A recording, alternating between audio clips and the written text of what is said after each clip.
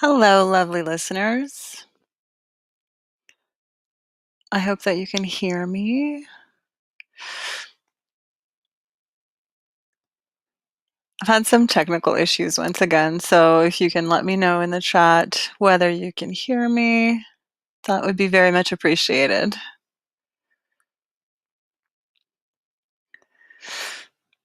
Okay, great. I'm not sure whether my mic is coming through the headset or not is the only issue. So unfortunately, we may be capturing some background noise. I'm just going to invite our guest up. Um, and we will get going.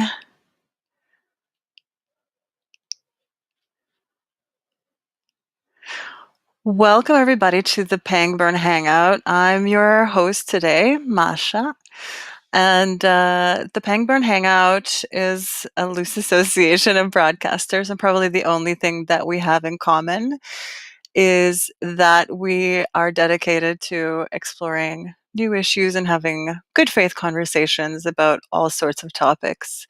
So I would like to introduce our guest today. It is Jeremi Suri. He's the Mac Brown Distinguished Professor for Global Leadership, History, and Public Policy at the University of Texas at Austin, writer, historian, academic, lecturer, podcaster, public intellectual.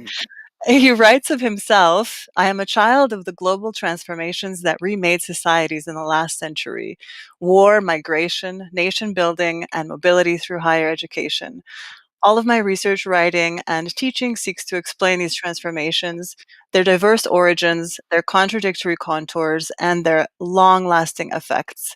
My scholarship is therefore an extended inquiry into the workings of power at local and international levels, and the interactions across these levels. Like other historians, I treat power as contingent, context-dependent, and often quite elusive. Like practitioners of politics, I view power as essential for any meaningful achievement, especially in the realms of social justice and democratization. Welcome, Jeremi. It's Thank nice to be with you, Masha. Thank you for having me. Yeah, I had to start with your bio. That is the more kind of like personal one because I really like vibe with a lot of it. I really identify. So I'm really fascinated that you, unlike many other academics, you do sort of find a way to work personal experiences into what you say and what you write, and I really admire that. So I think it's very intellectually honest of you to contextualize that. Thank you for saying that. I think for too long we've discouraged academics and many other people from discussing what is it that brings them to their work. And I think we should be open and honest about our own biases. We're all shaped by the experiences we have. That doesn't mean our research doesn't take us in new directions, but we never escape the past, right? Agree, agree, agree. And so much of your writing, like I have to tell you, it preparing for this interview was like taking a summer course, like at the at the graduate level. Honestly, like I and I still feel like in over my head. So we'll see. I would like to start by asking you about your most recent book, Civil War by Other Means. Uh, America's long and unfinished fight for democracy. So that's quite a spicy title. So can we start by, I'd like to start in a sort of more accessible way by defining what you mean by democracy. Sure. So I use for democracy Abraham Lincoln's definition: government of the people, by the people, for the people. That doesn't mean everyone always gets their way, and it doesn't mean the majority always gets its way. But it does mean that fundamentally, government should serve the people, and people should feel that they have a connection, representative connection to their government. And one of the points I make in the book is that democracy, it's not an on or off switch. It's an aspiration, it's a spectrum. And the United States is a very democratic society, but it's an imperfect democratic society. And I think one of our goals as scholars is to help citizens think through how we can make our democracy more of a democracy for more people. Great. And you talked about writing this book and as a sort of journey that you embarked on. Can you talk about that? Sure. So, as you kindly said, I've written a lot of other books on American politics and foreign policy. I wrote a book on Henry Kissinger. I wrote a book on the presidency. I always took for granted certain elements of American democracy, and it's embarrassing for me to say this as a historian. We're not supposed to take anything for granted, but I did. I took for granted that the United States was a society where people would have and believe in and defend fair elections, where there would be peaceful transfers of power, where violence was contained and did not get involved in political bullying and things of that sort. And I believed that we were becoming slowly but surely a more inclusive society. All of those beliefs still have some truth to them, but the last 5 to 6 years have shaken my faith in those beliefs. And that's what's led me as a historian to do what I do, to go back and try to find the origin for the fragility of these issues in our society. Why aren't they more firm? Why don't we have more protection for voting in our society? Why don't we have more protection to make sure that our elections are free and fair? And it's not because we have bad people today. We might have some bad people today, but it's actually because our institutions are ill formed. There are bugs in the ways our institutions were formed that reflect their history. And I hope as historians we can help uncover that. Maybe we can talk about it today. And then that can provide us a basis to change and improve our institutions. Great. I mean, let's dive right in. I think that there's a lot there. Like there's a lot of material. I'm trying to really sort of like figure out how we should proceed, because those institutions, foundational documents, the whole like historical line of democracy probably also before the Civil War, but um yes, yes, let's get into it. Uh Civil War by other means. You spoke about the diagnosis of this metastasizing cancer. What led you to that belief, and what tell our listeners, our viewers, how you arrived at that, what informs that, uh, all of the above. Great question. No, no, no. Great question. It's the key question, right? What is it that leads us to see the flaws in our institutions? We are always encouraged to either love our institutions or to hate them, and I'm of course in the middle. Our institutions have a lot of wisdom and a lot of progress in them, but they also have a lot of hate, racism, exclusion, and bad history. So that's the whole point, right? We have to see the good and the bad, and we want to build on the good, and we want to change the bad, to get the bad out, to remove those elements. And I think what really drove me to this for this book and started this journey was when I finished my prior book in 2017 on the history of the presidency and why presidents succeed and fail.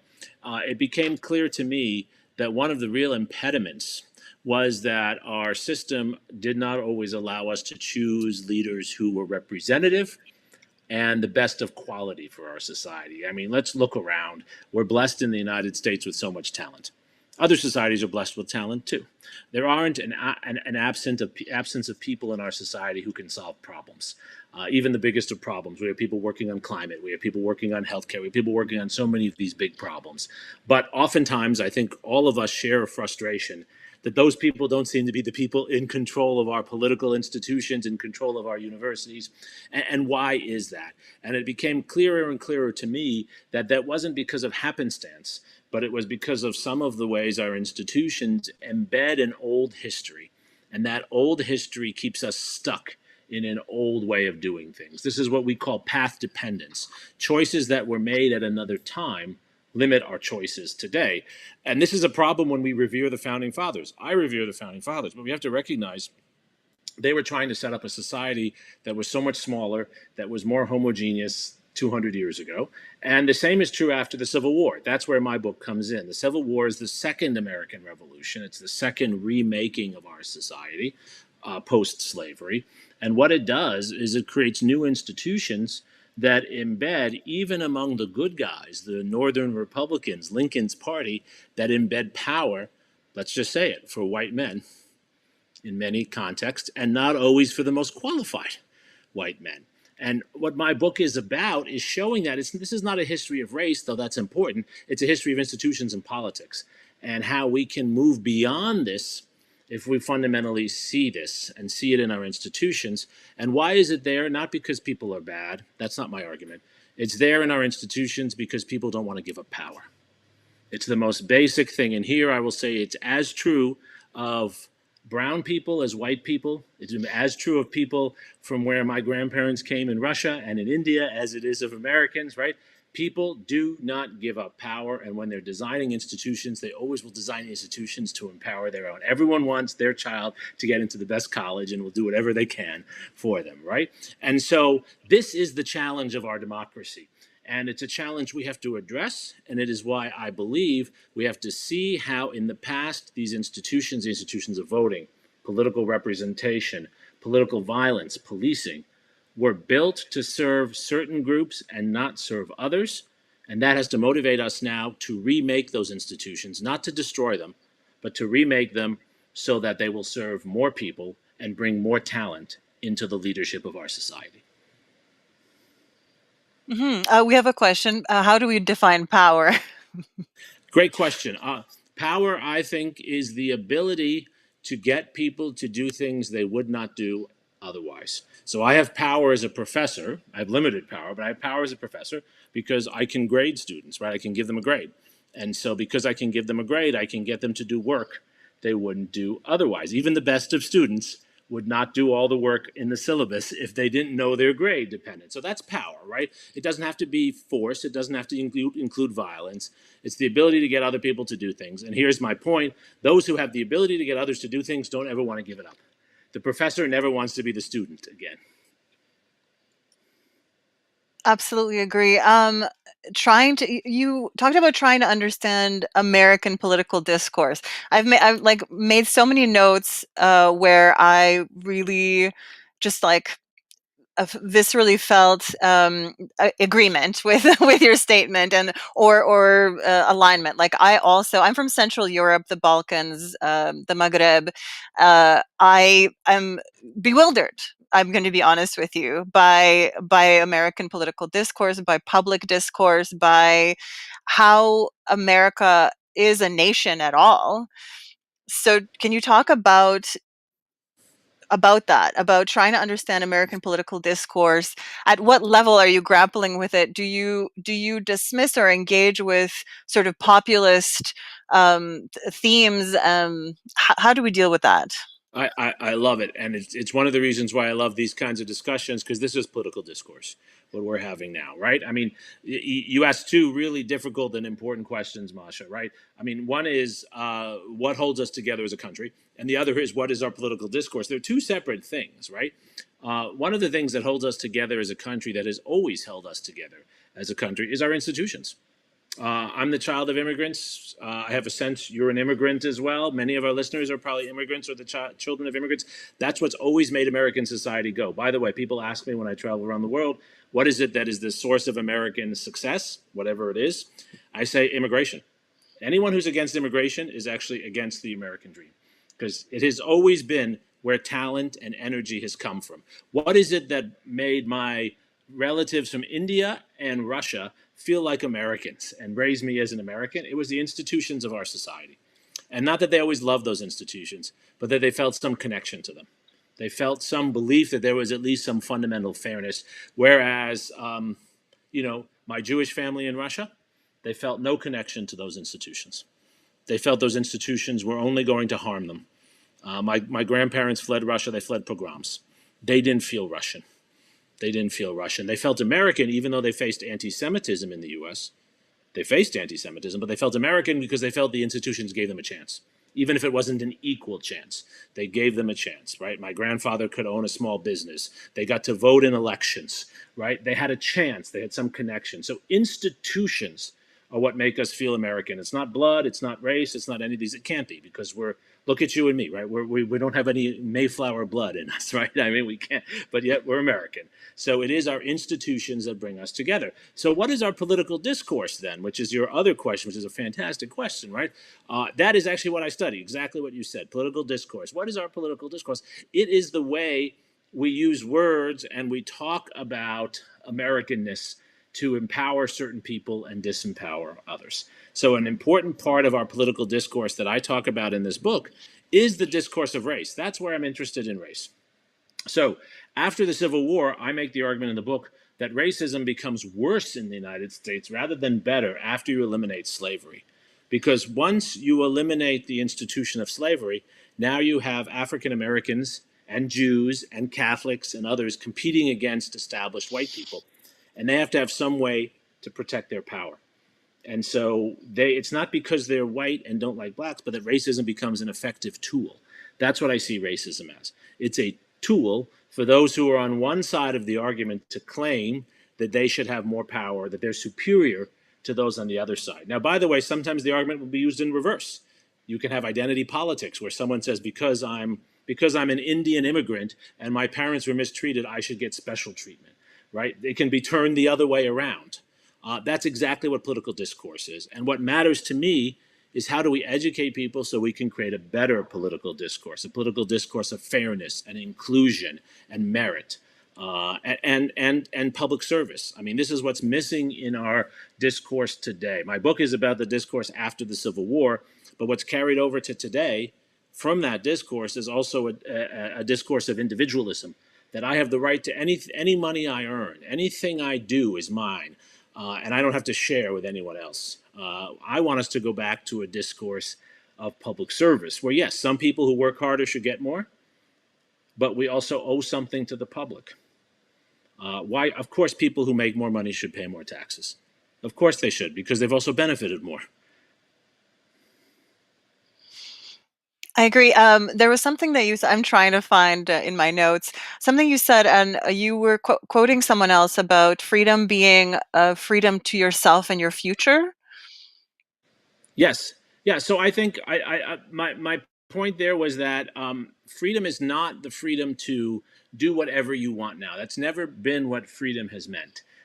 To do what you want now is called license, philosophically, right? I have the license. I might have bought a license to rent this chair on the beach. And so I can sit on this chair on the beach and enjoy the sun, right? That's license. Freedom is being part of a social environment where I have rights to make choices, but I still owe the environment that I'm in, as part of my freedom, something back.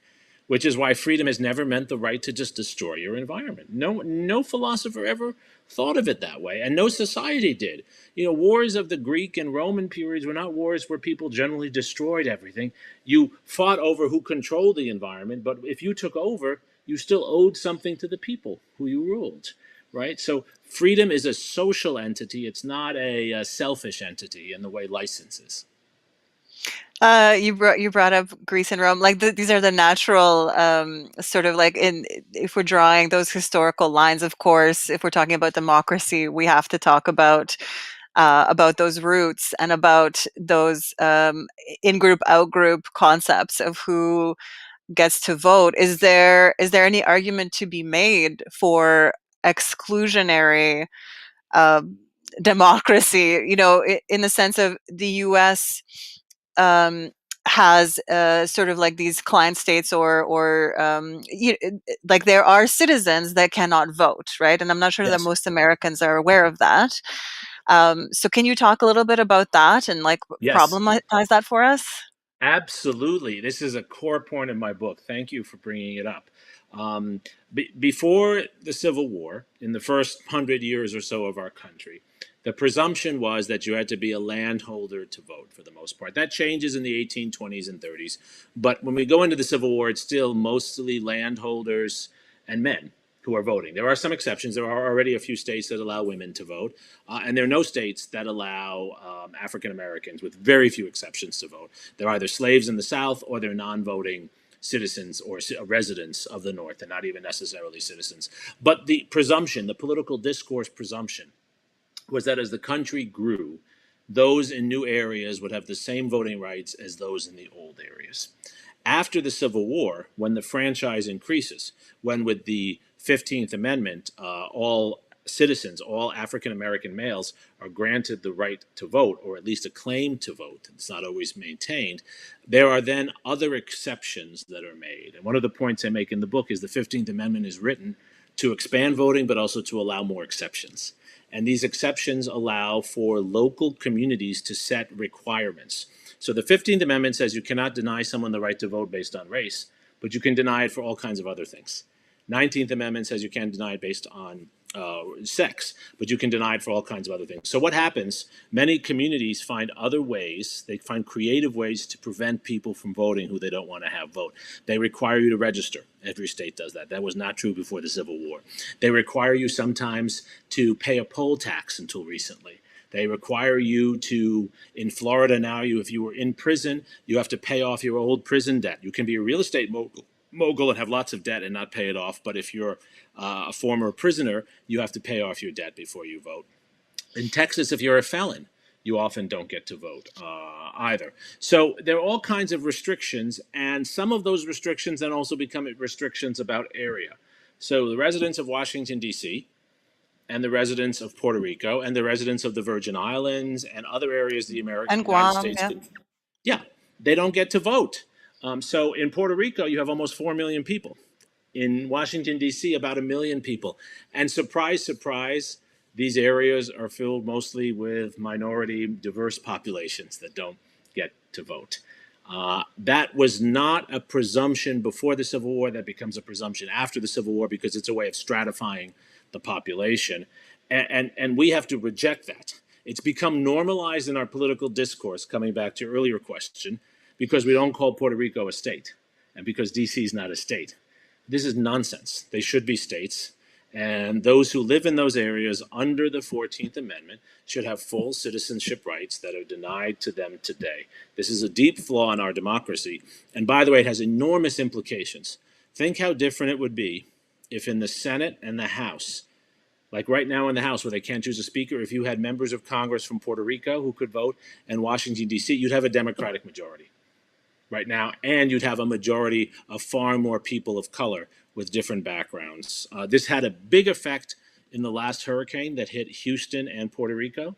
I'm near Houston because I'm in Austin. Houston, Texas got tons of money from the federal government. Puerto Rico got very little. Why? Because Puerto Rico has no one in Congress. Houston has people in Congress, right? So this is a part of the point of my book is we look at this, we either ignore it or we think it's somehow normal. This is how democracy is supposed to operate. No one thought that 150 years ago. It's something that's created after the Civil War, and we can uncreate it. Do you really think so? And how? Well, I think this could be uncreated if right now, if we had more young people come out to vote and elect more people to Congress, who would vote for this? Puerto Rico can be made a state by the House and the Senate, signed by the president, so long as you have enough votes in the House and the Senate. I Get mean, people into office. I mean, we can't even get, like a floor vote for Medicare for all. I don't, force the vote has really, I don't know. Seeing all of this unfold at the same time that the House Speaker Kevin McCarthy, I would love to get your perspective on what's happening right now with that. Well, I think for left of center folks has been really discombobulating in a way. Well, I mean, on the other hand, you have to enjoy it a little bit, right? To watch the Republicans fighting themselves. I mean, let's be honest. There's a little bit of Schadenfreude in this. I mean, this to me, I've been doing a few interviews on this. To me, what we're seeing today on the 2-year anniversary of the insurrection and coup attempt of January 6th, which of course I opened my book on, this is a continuation of that. The 20 or so, now it's 7 or 8, who are refusing to allow Kevin McCarthy to become Speaker. And Kevin McCarthy, by the way, was an apologist for the insurrection. He's a horrible person. But those who are even to the right of him, they are the insurrectionists. These are the people who are encouraging that. Right? Matt Gaetz has even nominated Trump to be Speaker. These are the people who encourage this behavior. They are committed to undermining our democracy because they're fearful of what democracy will mean for them and their small group of supporters. They are a minority, Small, small. They're diminishing in number, thankfully, but they are fighting harder. They're a backlash against change. Speaking of, political discourse, what I've been hearing a lot of discussion about is some sort of national divorce, some sort of fragmentation, balkanization, etc. To what extent do you think that grand experiment may be over? Like, do you see anything in those? Yeah. No, no. No. I Okay. think that's those are scare tactics Mm. used by the reactionaries, right? Everything in our society is moving demographically and economically in the right direction. This is the politics, which is always trying to fight against those changes. So our society is becoming more diverse. Women are playing more and more role in our society. We're more dependent on immigration than ever before, right? Austin, Texas, where I live, is one of the fastest growing cities, an exciting place. It's all because of immigrants. That's where all the new money, all the new interest comes from. I see that at the university, I see that in the city. So, what we have are people who are losing, who are trying to hold on, and they're fighting against this. And they raise these arguments. If they were to separate, let's say a state tried to separate, first of all, there's no constitutional basis for that, they would impoverish themselves. You can't. Maybe California can live on its own, but there are very few states. North Dakota, really? Can you imagine an independent North Dakota? Right? It's just it's not realistic. These are scare tactics, right? They're trying to do what they're doing with Kevin McCarthy now, right? Give us what we want, allow us to keep power, otherwise we will cause violent trouble. And my prediction is that we will see more violence, we will see more conflict, but these are the losers fighting a losing battle. You've talked about that before, about the Confederation sort of not just indulging, but like rewarding the bad children, in it for their bad behavior. Um, can you talk a bit about that? Yeah, yeah. Yeah. I'm a believer in the rule of law. One of the things we've done right in the United States for the most part is I show in the book how we haven't applied the law equally. But there have been times when, and most of the time, we have tried to be a society that's ruled by law. Rule of law means that those who break the law, those who threaten the functioning of our society, should be arrested and prosecuted. And we have done that since January 6th. And we have to continue to do that. That's why I believe Donald Trump should be indicted and he should be tried. No one should be above the law. And everyone needs to see that if you use violence to try to attack people and undermine our society, you will be subjected to legal law enforcement. And that's what didn't happen initially after the Civil War, as I point out in my book. Ulysses Grant then did that, and it worked for a while. In 1869, 1870, we had some of our fairest elections. But then when that stopped happening, the bad guys came back. It's the same story today. We need to continue to enforce the law. I think 950 people have been arrested and prosecuted for breaking into the Capitol 2 years ago. That needs to continue. Every one of those people who attacked a police officer or tried to stop the counting of the votes, and everyone involved with that, we have to make sure the law is applied against all lawbreakers to protect the basic rule of law. That's why the far right doesn't want that to happen. They're so angry that we're doing this, right? They claim to support the police. It's bullshit, right? They're just trying to protect their own people from actually being subjected to the rule of law. Law is not perfect, but at least everyone should be subjected to the rule of law. I agree.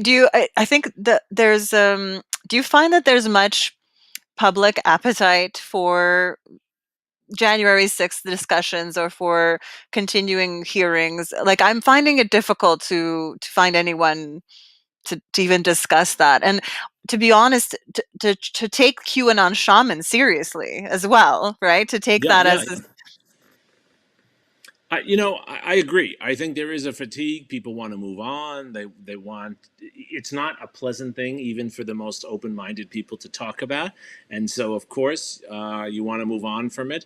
But that's why leadership matters. And what the January 6th committee did, and there were some people on it I don't like Liz Cheney. But what it did that I have to praise is it did put this in front of the public. It brought out new evidence.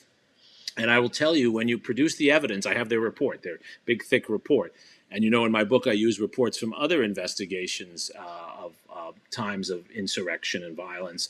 That provides a record for us. And we can build on that record. Even with all the lying and everything that goes on, we have a record. We know what Donald Trump was doing, we know what he said, and we can build on that. So I don't think we have to get everyone talking about it.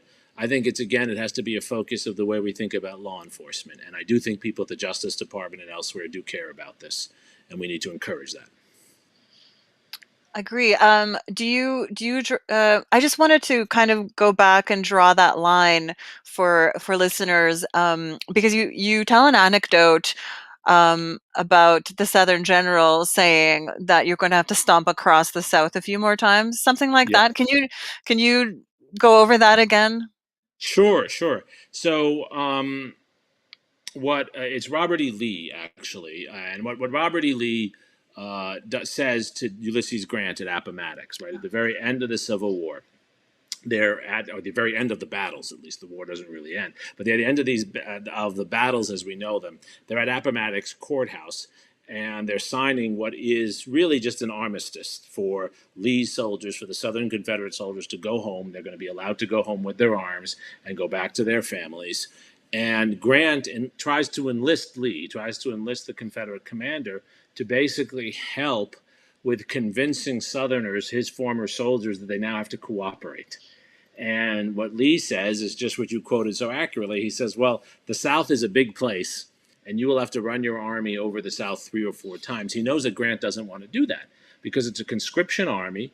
The Union soldiers, they want to go home, right? They want to go home. One of the points I make in the book is actually in the months after Appomattox, the key soldiers are often former slaves who have joined the Union Army. They're the only ones that don't have a home to go to. So they stay in the Army and they do a lot of the important work for the Union Army. This is always a story in American history how minority groups become the key actors in our military activities, and then they come home and they can claim citizenship in new ways.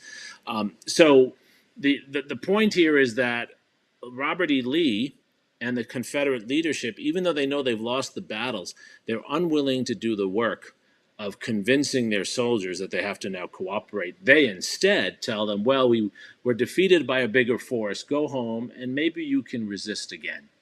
And that's what I try to show in the book. Many of these groups are continuing to fight.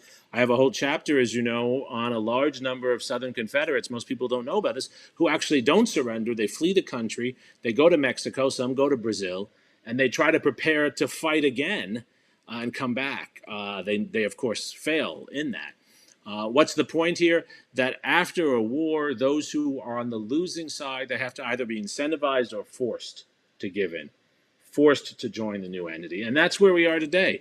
We cannot let people who were part of the insurrection or part of Trump's illegal activities, we can't say we're going to forgive and forget. If you do that, it sounds good in the short run, but you just allow them to come back and do the bad things again. They need to be held accountable so that they don't do it again. That's why I'm for prosecuting Donald Trump. He will continue to break the law. He'll continue to lie until he's prosecuted. Shall we take a caller? Please. All right. We have Jenny. Please go ahead and unmute yourself, Thanks, Jenny. Masha. Yeah. I was so glad you flagged me about this show. I think it's a great show. Great. I'm so glad you could make it. So, Jeremy, I'm a Trump supporter and was surprised that January 6th, 2 years ago, was not more violent. I think it was remarkable that there were no firearms carried into the Capitol, because you would think if it was going to be an insurrection, they would have burned the place down and started shooting the place up. So I disagree that Trump should be prosecuted. There were serious questions. 100 members of Congress had serious questions about voter fraud. They were ignored. There should have been a 10-day investigation per the Constitution. Have you heard of the Brunson case out of Utah? I have, yes. What do you think about it? It's nonsense. It's all nonsense. I'm sorry to say, Jenny, I appreciate your being here, and I respect where you come from, and I can actually understand why lots of thoughtful, you sound like a very thoughtful person, and people who care about our country would not support Joe Biden, they would not support Democrats, and would support Republican leaders of one kind or another. I do deeply respect that. No, you don't. You just called And me a loser, and people like me losers. So, well, let's yes, get yeah, real here. yeah. So let me answer your first. I wrote down your first set of questions. Let me answer those, then I'll come to that point too. Is that okay with you? It's your show. So no firearms. Actually, that's in fact wrong. There were a number who did bring firearms in. There's actually a piece in the New York Times and the Wall Street Journal today laying that out. It was a small number, but there were those who brought firearms in. There were also quite a large number who made weapons of different sorts. For example, using flagpoles to hit police officers. Those who brought in the ties, the ties, whatever they call the ties they use instead of handcuffs, and various things like that. In fact, it was a very weaponized environment. Why were there not rifles as there would be in Austin, Texas? Because Washington D.C. has very strict gun control laws, and in fact, many of those, as you know, I'm telling you what you know, and I know you know this. Many of those who went to the Capitol, a very high proportion, had been at the rally at the Oval at the White House. And in order to get into that rally, they had to go through metal detectors. They could not have weapons. So that is actually why they were not carrying weapons. And many of them, when they were prosecuted, 950 were prosecuted. I've read probably 300 or so of the affidavits. I haven't read them all, I'll be honest, but I've read about 300 of them. Most of them brought weapons to D.C. They just left them in their hotel rooms because they couldn't actually bring them to the Oval. So it was because of gun laws in D.C. If this had been Austin, Texas, if we ran the same story in Austin, Texas, they would have been carrying guns. Whether they would have shot them or not, I don't know. But they would have been carrying guns. Many of them were people who normally do carry guns. In fact, many of them were Texans, a few even from Austin, who normally carry guns because they're allowed to in Austin, and left their guns at their hotels in D.C. because of D.C. gun laws. Those are just facts. Those have been actually substantiated by multiple sources. Now, 100 serious-ish cases or arguments about voter fraud, that's also nonsense. These have been investigated deeply. I've looked into them as much as I can. I'm not a voting expert. But the only evidence of fraud are a few cases of Republicans who voted twice. There's no evidence of any serious fraud. And by the way, even if you counted up the numbers of some of the onesies and twosies cases, which are mostly of Republicans who voted twice, it wouldn't shift any election at all. They even tried in Arizona to recount and count again the ballots, and you know how that came out. There's no fraud of any number that actually changed ballots. Now, you said there was a constitutional requirement to do some investigation. Nonsense. No such thing. That is something I'm an expert on. The only time we ever did that, it's described in my book in detail, is in 1876. Actually, it's early 1877. It's an electoral commission. Senator Ted Cruz, my senator, referred to that during the debates for certification. And that electoral commission was unconstitutional and it didn't work. And if you want the details on that, it's in my book. The electoral commission actually didn't work. It didn't resolve anything at all. Congress did its actual constitutional duty. You didn't mention the fake electors. In a number of states, Republicans led by Donald Trump, encouraged by Donald Trump, got people to actually perjure themselves, to say things they knew were untrue that they now deny that they believed at the time, to perjure themselves and set themselves up as fake electors. It would be like my posing as your power of attorney and trying to use your account and your money when I don't have the right to do that. They were perjuring themselves in that way. They were encouraged by the White House. If you tried to do that, you would be arrested tomorrow. If you tried to get someone to impersonate me, not only would the impersonator of me be arrested, you would be arrested. This is in actuality what the White House was doing, to get impersonators of electors in Michigan, in Wisconsin, in Arizona, in Georgia, and elsewhere. That is a high felony. And in fact, the record that they did that is incontrovertible. The only question is whether Donald Trump should be held accountable for it or not. Now, did I call you losers? Yes. Losers in the sense that society, use yourself, say it. I'm quoting what Trump supporters say, that the change, what does Trump keep saying? Our society's going to garbage. Our society's going the wrong way, right? The new carnage. What does that mean? That the America that he thinks was great, maybe he's right, maybe he's wrong, whatever, that America's going in a different direction. You feel, or most of those who support Trump, feel the direction that America is going is a direction where they lose. And so you're supporting him because you don't want to lose.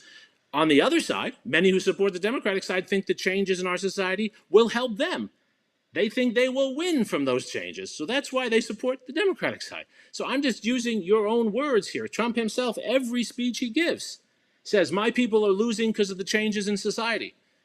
You are seeing yourselves as losing with these changes, which is why you oppose them. Whether that's the right thing to do or not, that's a matter of opinion. I'm a historian. I can't tell you what to think. But that is an assessment of the political discourse and the argument that's made. Well, Did I I leave anything reject out? I reject your definition of loser. I took it as an insult, and I continue to believe it was an insult. And that's not the way to make friends with the 80 million of us who voted for President Trump. Now, what sort of good thing will happen by prosecuting him, perhaps locking him up, will Because he only broke the lead to law. more Because he broke divisiveness. the law. There are Because he many of broke the us who law. plan to If you vote for break him in the law, 2024. if you break I listened the politely law, while you Jenny, talked. if You're you not break listening. the You're law, not hearing if one word you, I'm I'm saying just because you're correcting talking your over me. facts. No, You if know, you break Masha, I the would love to law, participate on this show, but this guy, he's just really rude. So I'll listen, but thank you. Just, if you break the law, and I don't care if you're a Democrat or a Republican, I don't care if you like Trump or don't like Trump, if you break the law, you should be held accountable to the law.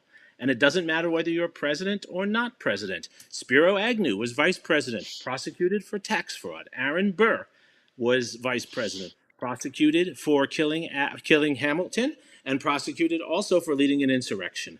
If you break the law, whether you're president or you're just a lowly professor, you should be subjected to legal prosecution. No one gets away without that. And I don't care what your party is, that is not a partisan statement at all. I agree with you. We should all be living under the law.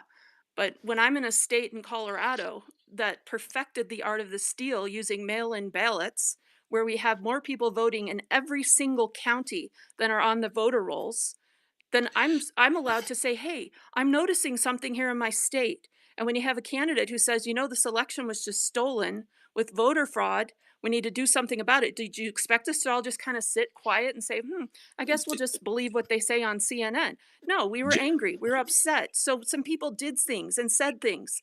And I was applauding them every step of the way. If I had the heart to do it, I would have been there too on January 6th, demanding a redress of my criticisms. And instead, it was all just covered up with this insurrection. And, we'll just see how it goes. But I'd love to see Donald Trump as the Speaker of the House and our next president. So thanks for So, listening. so, Thanks for calling in, so, Jenny.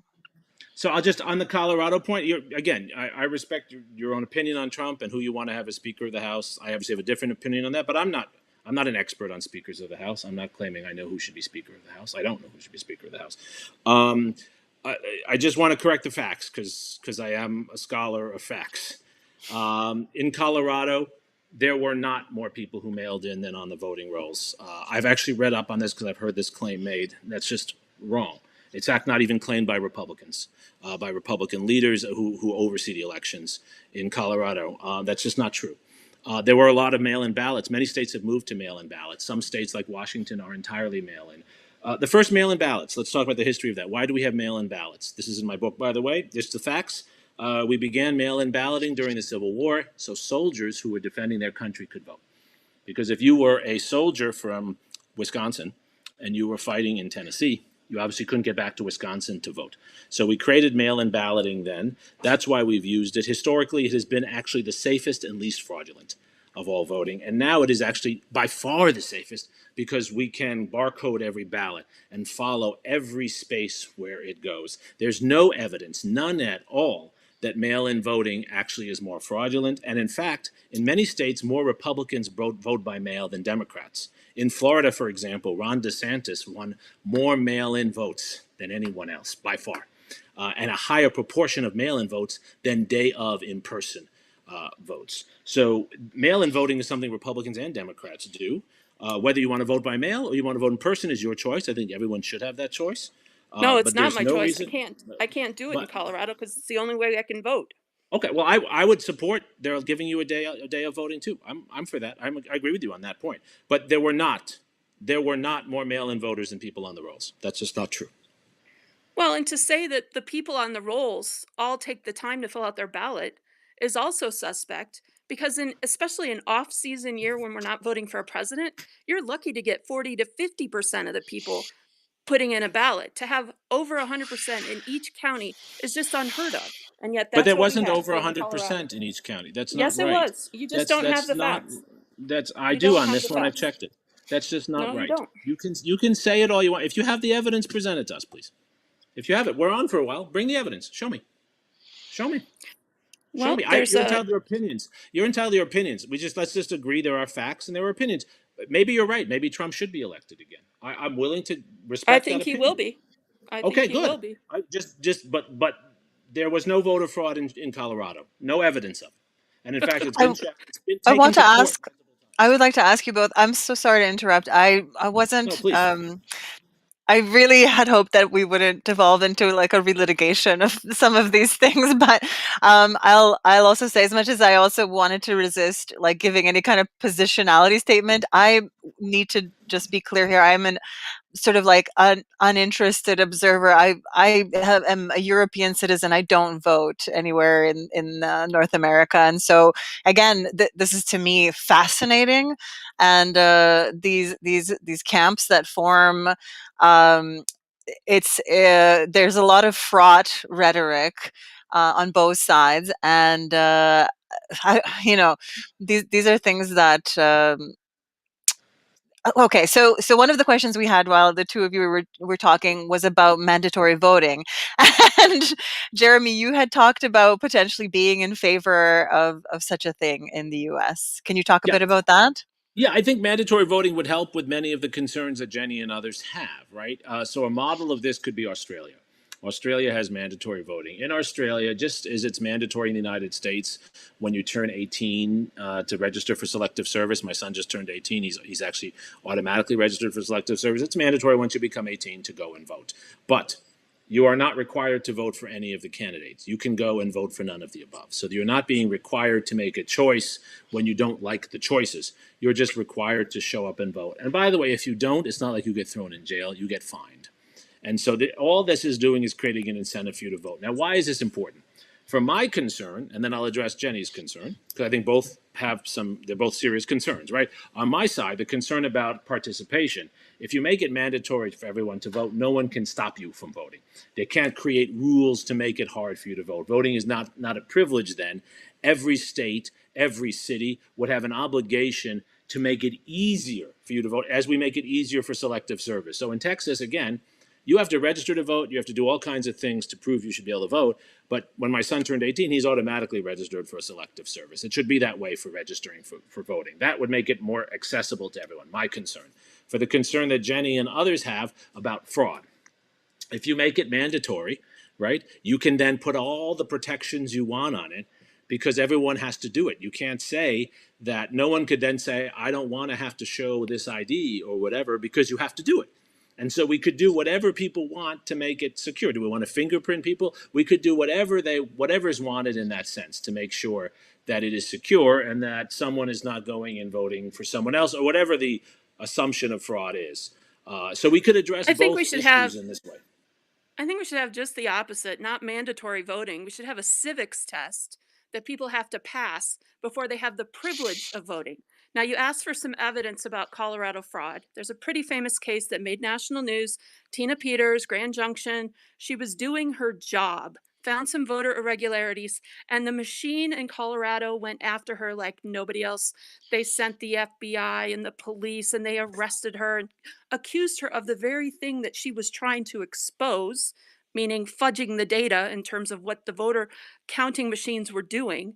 This became a big national story. I shared a link. She demanded a recount. They said, okay, we'll give you a recount. But then they didn't do it right. So her complaining about that meant there was more piling on in the media.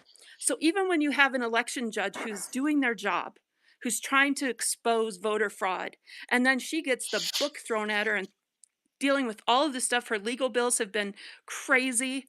That sends a message to anybody else in Colorado, hey, you better not question anything or we're coming after you. And I can tell you that's what happened. So to say that there was no voter fraud in Colorado, no, I'm not going to buy it. I don't accept your sources. I watched this unfold in my state in real time. I watched what happened to people who are trying to expose it.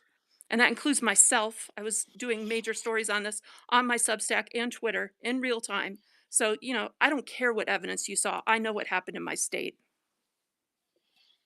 Oh, did we lose Jeremi? He doesn't like being confronted. Oh, Jeremi, we've lost just your video feed. Can you?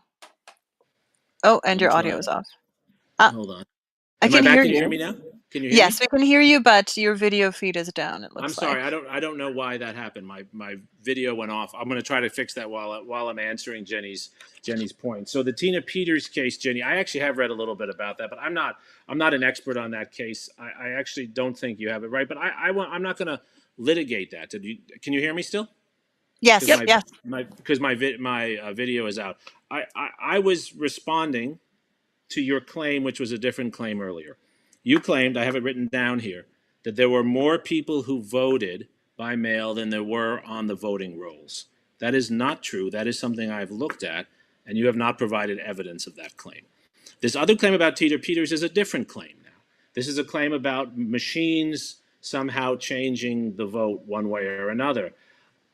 If you want, I'll take some time and read into this some more and respond to you. I don't.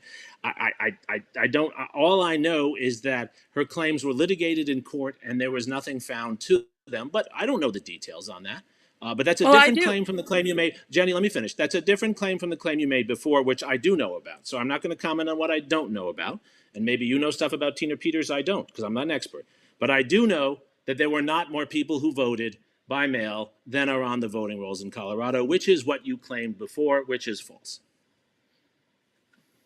Okay, I would love for us to move on from this topic. I don't think that anyone is going to be moved um, by this discussion in either direction. Can So I'm can gonna. I say can I say one final thing, Masha? Yes. Since Where do I try to especially fix my camera? Go ahead. Have the last since word. especially you're talking about civil war, if we were going to have a civil war in the coming years, it would revolve around this very issue. And especially Ooh. if Donald Trump is put in prison, that would be a move that would make many people like me feel like now is the time to perhaps have a civil war. So just Wow. know that these conversations are very important. And I appreciate you providing a forum and allowing me to speak so much. And Jeremy, no ill will. I appreciate you responding in good faith. And, I don't have an agenda. I just want to know that my vote counts. That's very fair. Thank you so much, Jenny, and thank you for being so honest. I appreciate that. I think it's important to know. And I mean, I don't know if any of us are claiming to speak for like some broader population or whatever. I don't know, Jeremy. You're No, clearly no. right. Yeah.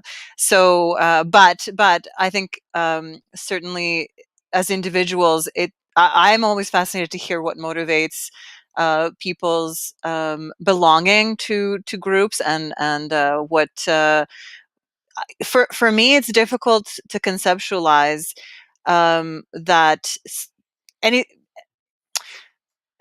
it seems to me like a politics of defeat, like the idea that voting doesn't matter, voting is just completely going to be fraudulent anyway, so we might as well not, or we're so disenfranchised in so many ways that anything we say, right, like the non-participation that's coming from the right lately is disturbing to me.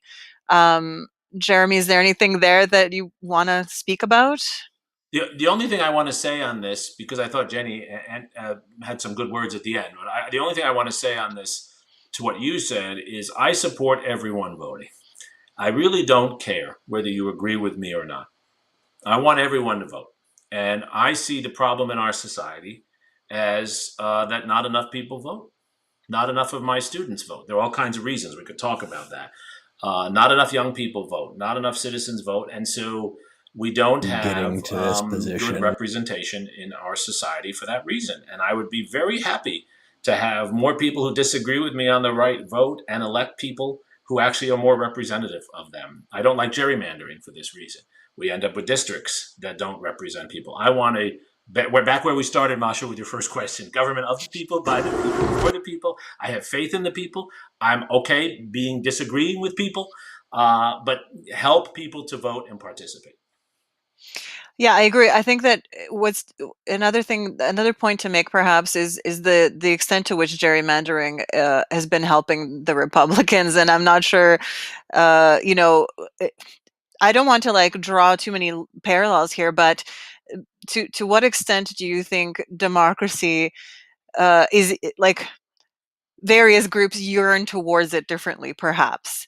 And you've spoken before about what's you'd like to see bad actors, Republican bad actors sidelined, and I think that that's also a yearning towards democracy, right? Because I think that there are many sort of pundits, possibly on both sides, but certainly I've seen it among the GOP, that seem to be calling for some sort of non-participation or exit, or like it seems anti-democratic to me as a European observer.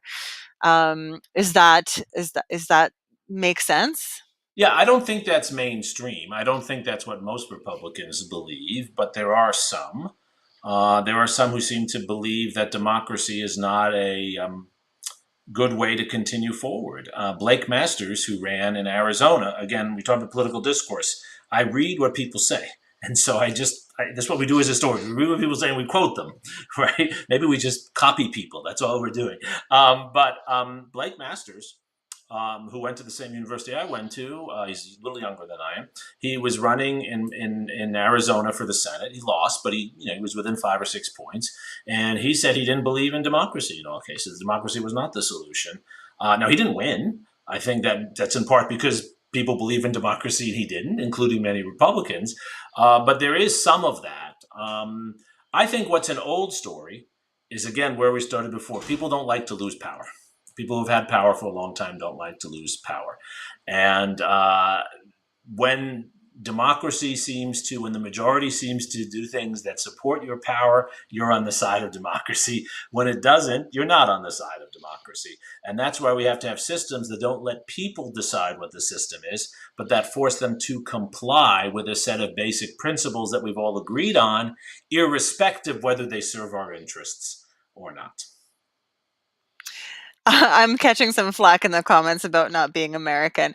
I I am non-aligned. I am a perfect interlocutor in that sense. You don't have to be. I don't think it matters where one is from, and I'm a believer that we shouldn't get so caught up on these things at all. I'm a patriot. I love the United States, but I love it because it's open to all kinds of people and has been historically. I certainly pay lots of taxes, so in that sense, I'm American, I guess.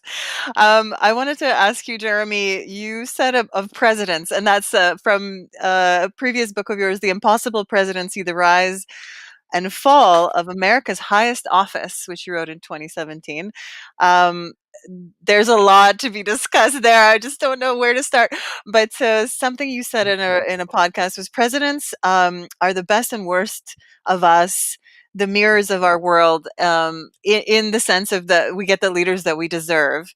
And so I wanted to ask, do you see a line between, like, that can be made, from Clinton to Trump, in the sense of these men who are in some ways the best and the worst of us, each in their way, sort of a populist, sort of a walking id, sort of accessible, approachable, etc.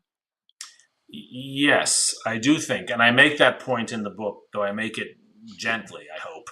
I do think one of the things that is common to a Bill Clinton and a Donald Trump, and that does connect them, are these figures who claim that the rules don't apply to them.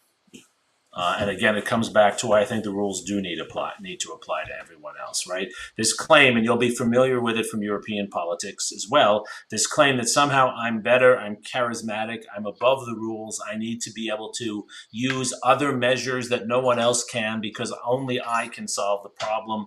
Like Bill Orban. Clinton, yes, like Orban, exactly. Viktor Orban in Hungary. Bill Clinton is an enormously talented figure. but he's an enormously talented figure who always finds a way to skirt the rules, often for what he thinks are good purposes, sometimes also for his own selfish purposes. And what that creates is, I think, unfortunately, a breakdown in some of the assumptions about what should be the appropriate limits on power. And this is a danger. This is the point I make in The Impossible Presidency, when an office gets so powerful and it's so based on the individual. I'm very uncomfortable with any kind of hero worship of any kind of individual, whether it's Bill Clinton or Donald Trump, right? Because that allows the rules to fall away. We need an institution we respect, and someone who in that institution does a certain job, does it for a short time, and then moves on. In that sense, the founding fathers had it right. Public service should not be a full-time enterprise. It can be a full-time enterprise for a period of your life, but it should be just that. You go to serve in the public, and then you give up power. Mm-hmm. I really want to dig in more to that. We have another caller, but yeah, the extent to which these figures and the power they exercise and the way that they lead, even if in the first term or the first short while they are genuinely there to lead the people in some significant way, and so it inevitably sours, and those power structures ossify in usually a terrible way. And so if we can hold that thought, we'll take Nivek. Go ahead, Nivek. Hi. Yeah, I wanted to touch on how Republicans were first Democrats, and the origin of the word Democrat is demo of the people, and in rule, and in where you're okay with the majority at that point ideologically, but with the civil rights movement, and there's a great switch, because I forgot what they call it. Um, anyway, you know what I'm talking about, the great switch, and where Yes. blacks are getting their rights, and the conservative Democrats didn't like that, and they switched to the Republican Party. So I just found it interesting, the origin of the word Democrats, and how conservatives became democratic, and where the origin of the word Democrat is of the people rule, and we're okay with it at that point because it's of a majority. It's a great point, Nivek. I'm glad you brought it up. Right. So this is again where history helps. Right. Every word has a history. And knowing the history of the words, this is back to Masha's point about discourse, helps us to understand what underlies a lot of what we're saying, right? So the Democratic Party, and the use of the term Democrat in that way in the United States, really goes back to Andrew Jackson's presidency in the 1820s and 30s. That's the beginnings of the modern Democratic Party. And just as you said, Nivek, I wrote it down as you were saying it, right? What Jackson was doing was what you said, right?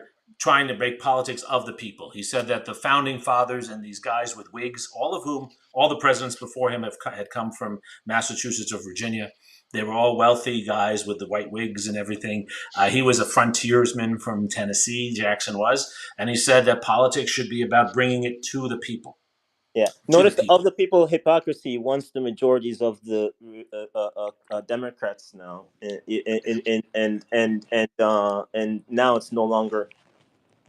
It no longer matters all of a sudden. Right. Well, I think that's right. I think these are convenient arguments that are often made, or they're arguments that are serious, but they also serve self-interest. So Jackson really brings the party to the people. He's the first person to really campaign with ordinary workers and others to be at the center. And it's when the United States is industrializing, so you have all these new working frontiersmen, but also people beginning to work in factories, et cetera, et cetera. The Republican Party, which is founded by Lincoln and others in the 1850s. I talk about this in my book. The Republican Party was the party of small shopkeepers and others who felt that the Democratic Party was doing the popular thing too much, which was supporting slavery. And so they saw slavery, not that they were against it because for just moral reasons. They saw slavery as threatening their economic advancement. These are small shopkeepers. They're people like Lincoln who have no slaves, no land. and they find they Yeah, don't have a chance to get ahead because yeah, everyone is using slaves. yeah, and in a way, it is an attack against the people, and I don't understand why folks don't understand that it's pro corporate tyranny Yeah, because you can't compete against free labor. So if you can't compete against somebody working for nothing, that means your best bet is to become a slave. So right. it's really about bringing back monarchism, feudalism back into America, and where a lot of people they weren't entirely against that because they weren't on board with the revolution unless they can keep their slaves, and and where they're not really going along with the ideals of America. And the Civil War was kind of like a continuation of the Revolutionary War in the Yep. fight of American ideals, and Cor- that was in African Americans. You can't have these ideals of freedom, justice, equality while he had slaves. right. And a lot of that pivots around them. That's how come they're always dragged into politics. Blacks don't even give a fuck no more. They just want to be don't even want to be mentioned, but they are pivotal in the arguments of America, whether like or not. Yep. And Uh, there's no type yep. of connection to the past. So they are Americans. They're not. There's nothing. There's no tribe connection or anything like that. And it just continues to this day. Yeah, I think there's a lot to that. The key point you made before that I wanted to just highlight, 'cause I think it's an important point, Nivek, is that the Democratic Party is the party of the Confederacy. It's the party of the white majority in the South. They call themselves that, actually. I'm using their words here. They're the party, and as I show in the book, they still see themselves, they double down on that after the Civil War. They're the party of the former slaveholders in the South. That's what the Democratic Party is. And it really remains that in many ways I until found it Franklin Roosevelt. during the insurrection. All those Confederacy flags, Yep, they were and everywhere. that's where they come from. That's the whole point. That's the whole point, Nivek. And they become Republican flags during the Civil Rights Movement when the Democratic Party embraces civil rights, and the Republican Party then moves against civil rights in the South. That's how you get George Wallace, Barry Goldwater, and a very different Republican Party, and that's where the Confederate flags come from today. Thank you so much for your question, Nivek. We have another caller, so we're going to take that. Thank you Awesome. again. We have Jim coming up. Can you Go guys hear ahead, me? Jim. Yes, so we can hear you now. Perfect. Forgive anything you hear in the background. I have a young 18-month-old. So Miss Rachel's in the background. It's assault. It's called social programming. Cute. No worries. No worries. My kids used to be that small. Now they're bigger. Exactly. Jeremy, just one quick thing, and let me know if I just want to summarize something you just said. You said Lincoln was part of the Republican Party because he was a small store owner and he couldn't compete with slavery. Did I hear because that correctly? he did actually own a store for a while, as you probably know, and went out of business. He was a lawyer, of course, but he was of a group of small business owners, people who felt that they didn't have a chance when the world was dominated by slaveholders and landholders. Okay. I would push back on you pretty hard on that analysis and at multiple levels. I'd probably just tell you to reach out your history on that one because it's not something I want to address here, but that's really far base. So, Dinos Kerwin writes a good book as well on Lincoln Who? and I didn't hear the name, Jim. Dinos. I'm sorry. Goodwin is her last name. Yeah, Doris Kearns Goodwin. She's actually a friend of mine. Yes. I know her well. Yeah. Which She book writes of a her? good book on that, and not only his But motivations and I but would she would assume. Have you agree. read that book? She would agree with me. I'm quite certain. Yeah. Well, her book does not allude to that at all. Well, are you talking about Team of Rivals? Yes. Yeah, because that book is much more about Lincoln in the presidency, not the origins of the Republican Party. But actually, early chapters would agree with me in that book. I know that book quite well, Jim. Okay. Yeah. That's probably then maybe I misread it and misread multiple letters from Lincoln on that topic, and additionally the culmination of multiple economics schools of thought and political economy at the time was kind of challenging agriculture an agriculture and slave-based economy with industrial capitalism and other forms of manufacturing. So Yeah. That's the side I Lincoln's on. push Lincoln's back. on the industrial manufacturing side. Those were his clients as a lawyer, right? I mean, he represented the railroad, which was the biggest corporation in Illinois. He also represented several other entities and had a very moderate position on slavery, if I'm not mistaken. Yeah, I agree with that. His position was I would probably agree. His position was for the non-expansion of slavery. He wanted no slavery in the new territories. Yes.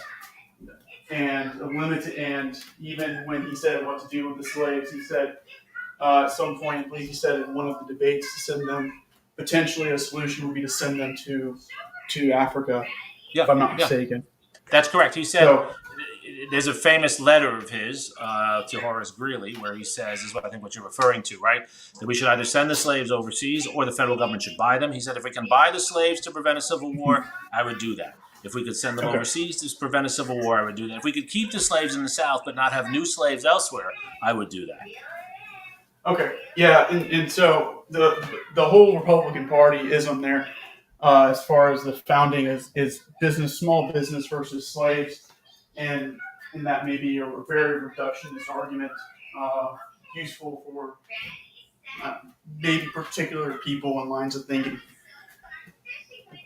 So, but unpacking it a little bit, there's again some truth to that, and some nuance if we're talking about the changing economics of the time period of the mid 1800s. Mm-hmm. I agree with that. So, I don't have a problem with that. I agree with that. I think that's well said. You're obviously well read on this. I'm not as well read as I'd like to be. There's always more to read, right? I feel that way too. I feel that way too. So there's one thing. I guess there's a few other things I would like to discuss and just ask a question. When we talk about democracy, how do you talk about, like, I'm assuming you see America as like a representative type of democracy, maybe not a constitutional republic. I mean, how do you reconcile how we've stratified our government to look more like a republic than an actual democracy? So, yeah, one can be both. I always think this is a false dichotomy, right? To say that you have to be a democracy or a republic. A republican form of government, as Jefferson thought about it, is always a form of democracy, right? And so what does it mean to be a democracy? Again, let's go back. Government of the people, by the people, for the people. But how you get to that, when you're a large, this is what Madison writes about, of course, in the Federalist Papers, when you are a large, diverse society, and large and diverse for him was nowhere near as large and diverse as we become, you can't have everyone participating all the time. We can't all as citizens vote on every piece of legislation. And so you have to have some representative structure. You have to use Republican tools to get toward democratic participation. And that's what we're doing. Now, the challenge is sometimes those Republican tools can undermine democracy. They almost always will benefit some people and not others, right? And so that's the challenge. And I think that's the space Lincoln was in too, right? Because his argument was that the Confederacy did not really represent the South, that it only represented one group within the South. Mm-hmm. There's also some great discussions around Lincoln, whether or not he abused his executive powers. But he did. I always find interesting. I've written about this myself in the book on the presidency. He did expand the uses of presidential powers, and in some cases he did things that he knew were unconstitutional for the purpose of fighting the war. That's the challenge. And then, as I wrote in this new book, those unconstitutional uses of power were then used by Andrew Johnson for other purposes. That's the danger. But that's not to criticize Lincoln. Sometimes in war, you have to do things you wouldn't do in peacetime, right? Yeah, if we declared an official war. Remember, it has to be an official war as well, which it was, if I'm not mistaken, there was some careful sidestepping by Lincoln to get to that position. Congress did declare war. Congress did declare war, but the Southerners had already left Congress, so they claimed it wasn't legitimate because they claimed they were not in Congress when that was voted on. So, there's some interesting ways of looking at it. So, I guess to kind of move on. I mean, like the history of the United States, and maybe Jeremy, you and I can sit here and agree and disagree too. I think one way of looking at the history of the United States is, and it's all the way at the founding fathers. I would go all the way to Adams and Jefferson. One is between this individualism type of thing, individualistic nature, and a centralized government, which is embodied by Adams. Adams is centralized government with the Whigs, and then Jefferson is that more individualistic. We can call it landowning and even pro-slavery to a point as well. And America plays itself out over all the way to the current time today. We see that initially played out with the Federalist and Anti-Federalist papers. We see it played out in the Civil War. We see it played out multiple times, even in the Great Depression. And we see it played out today by what we think the right scale of government is. And I like how you frame government for the people, by the people, because one of the things Madison, I don't remember which Federalist paper this is, but I believe it, he said something to the effect of, we want a super majority in things, not just a simple majority, because it really shows the will of the people. So I guess, what are some of your thoughts on that? On the overall I think that's right. I struggle think of there are America? certain cases. Yeah, Jim, I think there are certain cases where certain issues should not be 51-49. This is what Adams is getting at. There are cases where you want a supermajority to show that there really is a strong consensus. So for an amendment to the Constitution, I don't think we should amend the Constitution willy-nilly just because 51% of the people agree at some point. But I think we've made it too hard. I think we could make it a little less than 3/5 of the state legislatures and 2/3 in Congress. We could bring that down a bit. But I think there is. I think this is the eternal debate. How much is enough, right? Where do we really see consensus, and where are we just splitting things almost halfway down the middle? A lot of big decisions should not be 51-49. I agree with you 100% on that. Yeah, and I mean, and so kind of looking at that and in our structure, because I do see the amendments, because I think like 11,000 amendments have been proposed, and we see how many have actually made it through the process. Right. Isn't that more of an indication of how slow our culture is to change as well? And if something is really important, we would see that change over multiple generations. I think yes and no. I do think you're right that our culture is sometimes slow to change. We were talking about path dependence before. We are very much caught up in doing things the way we've always done them because our institutions encourage that. Teachers are the worst. We all teach the way someone taught us 20 years ago, right? So we all are part of that. I don't know if it's particularly American, but it's definitely true. I think the problem with some of our institutions, though, is in the search for consensus, Jim, and the way Adams, as you say, wrote about it, we sometimes make it so that a very small group of people can veto what a large number want. Think about what's going on in the House right now. A very, very small number of Republicans who are in no way representative of the Republican Party are actually determining this, right? And so, that's a problem too, right? When a small group has too much power. I think that's a problem with the That's filibuster. Madison's critique. I'm sorry? That's definitely in line with Madison's critique of fractionalism in more ways than one as well. Exactly. Federalist 10. Exactly. Yeah, and so, I think what I would say is, again, the supermajority concept is still the base requirement, and part of the reason why we have this gridlock today is because our culture isn't maybe quite there yet, for any number of reasons. You could say from deterministic pathways and stuff like that, or other personal choices that people make along the way. I mean, I would argue there seems to be, we still need a supermajority in our Congress, which is at 60%. Right. That sometimes works. That sometimes means that nothing gets done. That's the problem. Okay, so then the will of the people isn't exactly in frame because one of Madison's other critiques was that government can choose its own scope of work effectively, because there's no one that can actually govern that the United States scope of work, for example. And the only ones that can do that is the will of the people.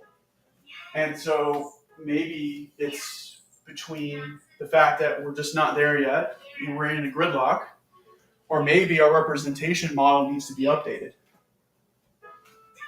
Yeah, I think the latter. I think our representation model needs to be updated a bit. For example, like we talked about before, the 3.5 million people living in Puerto Rico should be represented in Congress. Well, I think Jim, you had written in the chat about, and I don't know if it was a joke or not, but you wrote about the rights, like Starship Troopers style, quoting Heinlein that one should have a term of service before they're given their full citizenship. Term of service, service creates citizenship. Now I know that you served your country honorably, and so I think that might be a little bit self-serving. But were you serious about that? Is that a frame that you'd like to see adopted for voting for our leaders? What context can you give? That is a great question. I meant that actually very tongue-in-cheek, very very comedically. I even followed it with an LOL right after Starship Troopers, and the click to learn more. So I guess a great question, Masha. What I would say is, citizenship, I think, is just granted based off of being born here, one, and then if you're immigrating here, there has to be a process by which you do assimilate and become a citizen of the United States. And I think we have that or you can buy process. citizenship. Yeah, we have a process. It's not perfect. I can imagine the smirk on your face right now, and your camera's not moving on. That's perfect. And again, it's very tongue in cheek, but when it comes to whether like me serving, yeah, that's fine. But I think everybody is entitled to the same rights that are afforded to them by the Constitution, by their state constitutions, by their local town, counties, and municipalities that they live under. So that's where I would draw that line. And Jeremi, a fun question there is, originally it was, I think, again, this is another Madisonism. Even though he only wrote like a handful of those letters, good on him. He did write some very profound things, and I think, of course, we know that Hamilton wrote the remaining, and John Jay wrote like a handful. But if I'm not mistaken, originally the House of Representatives was supposed to be a one representative to 10,000 people. Now, I don't know if that number is sustainable today based off of a few other things, and we can argue that technology would make it easier. But do you think that the ratio for representatives needs to be improved upon? And would that also help break gridlock? Terrific question. Yes, 100% yes. So from the founding of the Republic in the 1780s until the 1920s, with every census, with every decennial census, every 10 years, we increased the size of the House of Representatives. And we went from 1 in 10,000 to 1 in 100,000, etc. But we increased the size of the House to make sure that the House of Representatives had closer connection to the people who were being represented. The Senate is supposed to be the kind of distant institution where you only have 2 per state, but you are supposed to know your congressman. That is what the founders intended.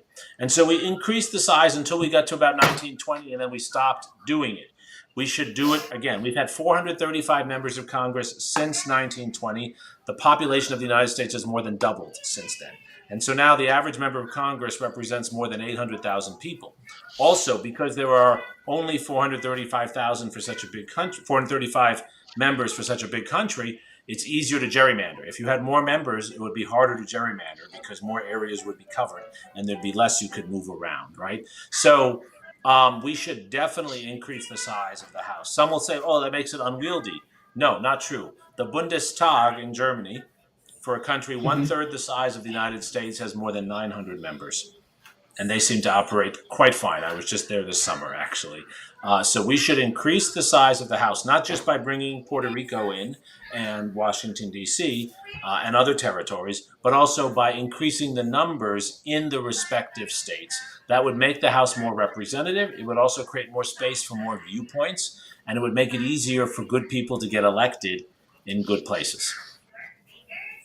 Wonderful answer. Thank you so much for your call, Jim. We have another caller, so we will say goodbye to you for now. Thank you so much for your time today and for your wonderful questions. All right, Hakeem, you can unmute and go ahead and ask your question.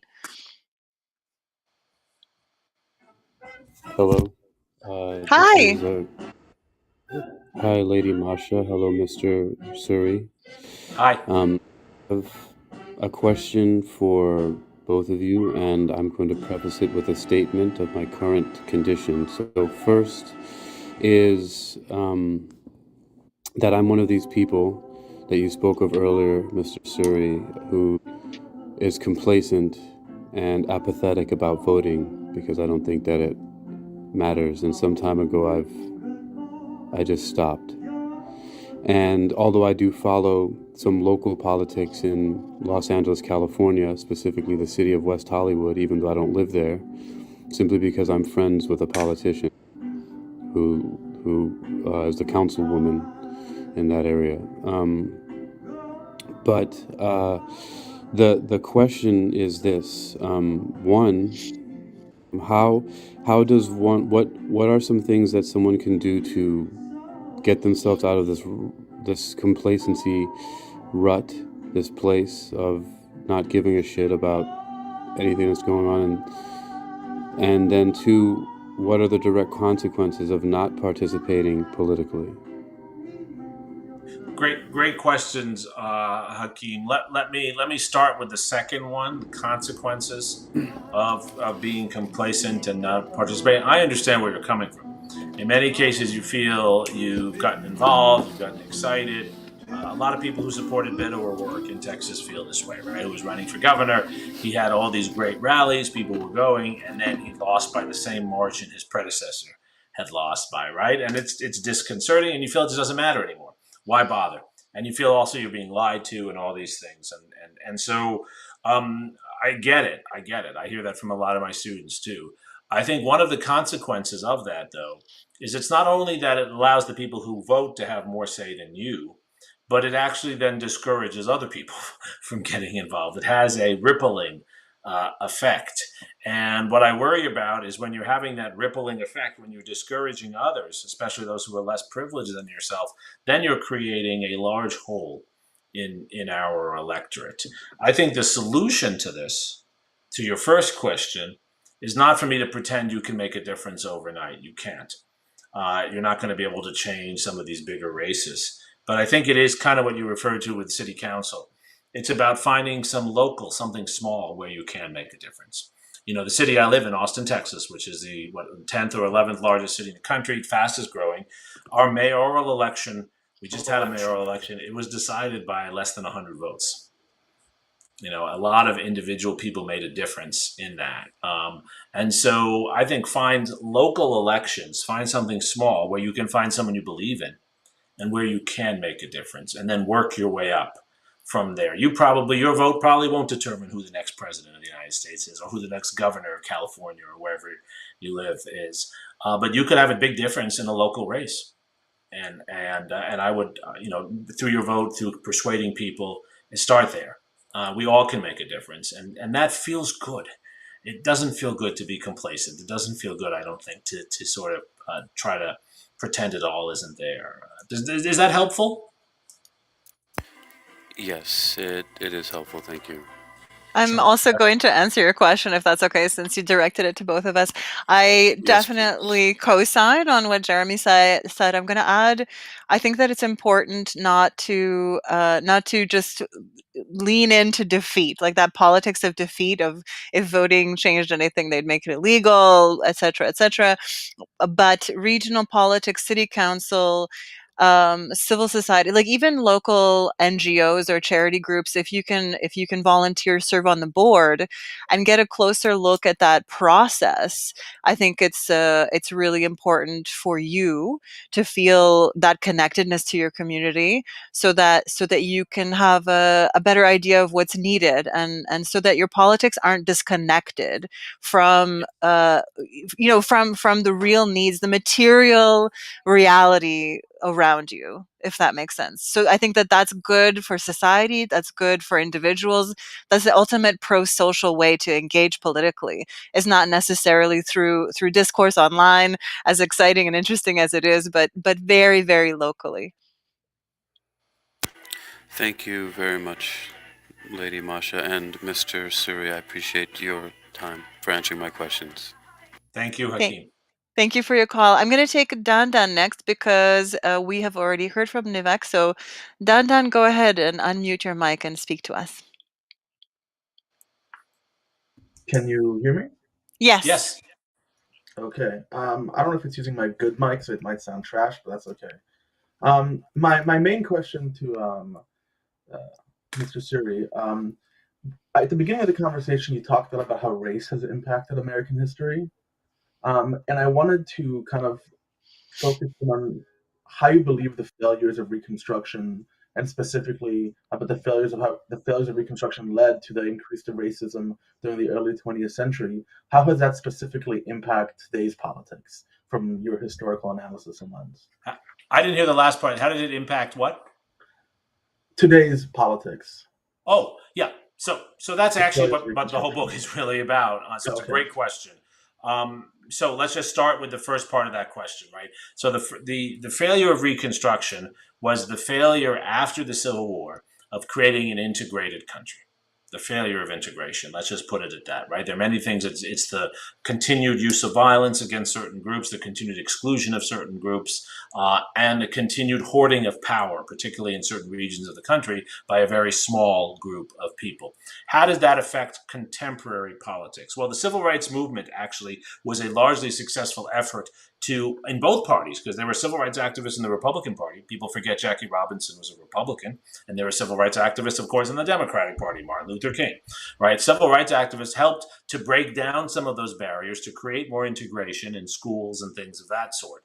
But the country still remained a country that had vast inequalities in the experience of different races and different groups. Let's take the most obvious one about African-American young men in our society. More African-American young men are in prison than in college today. The opposite is true for most other groups. The average wealth for Latino families in the United States is about 1/3 of the average wealth for white or Asian families in the United States. So these problems and problems of school integration, most of our schools are still not actually integrated. People choose to live in certain areas to send their kids to schools who look a certain way. And we all do this. When my wife and I moved to Austin, we chose a neighborhood that had the kind of schools we wanted to send our kids to. So I'm not pretending I'm holier than thou and know all, and I'm free of this myself. I'm not, right? So this has been built still into our society. And how does it affect our politics today? Today, is there's more and more pressure to break down these barriers. Take the city of Austin right now, right? The fastest growing population in Austin is Asian American. I'm partially Asian American. My father's from India, right? The Asian American population is pushing Austin to be more open and inclusive for Asian Americans in all kinds of areas. And there's resistance to that. So there's pressure to break down barriers because of new populations that are coming in, because we become more global and more diverse. Right now, there are more Americans who were born overseas, who are citizens today, but were born overseas, than at any time since the late 19th century in the massive migration waves. So we are becoming more diverse. There's more pressure on these issues, and people are resisting that because it's threatening. It's threatening to existing power. Those the traditional people in Austin, Texas, who ran the city, don't want to share power with the new Asian American community.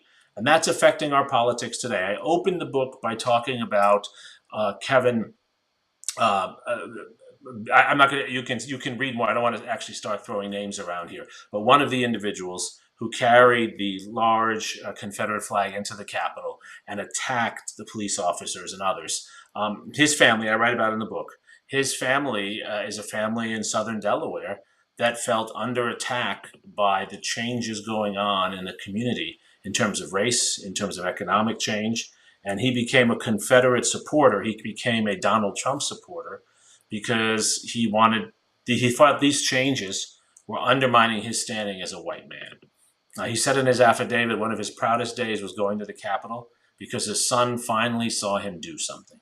He had been down and out of jobs. He had felt mistreated.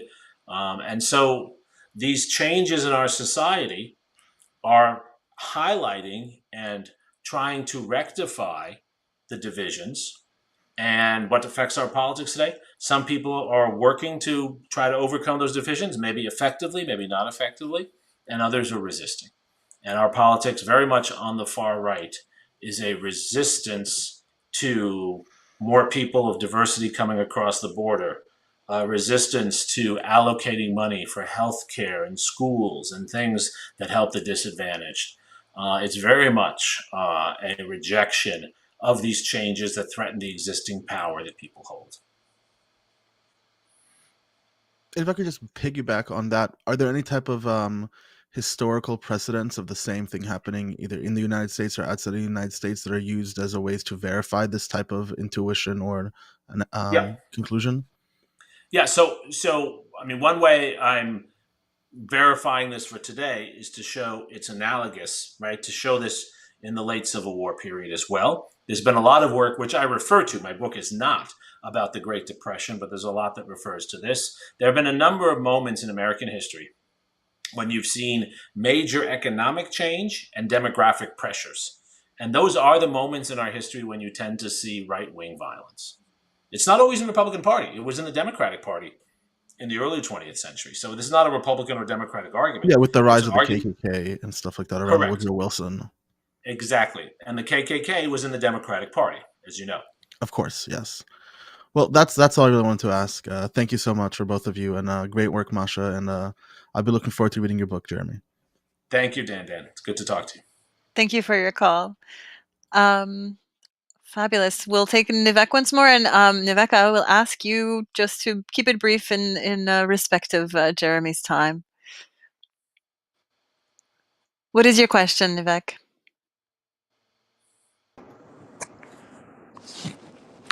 Well, Hi, we can hear you. Go ahead.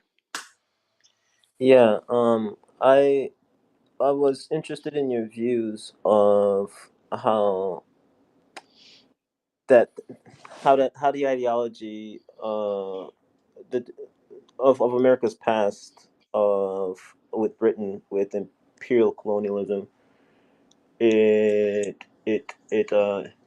that culture, it still stayed there, and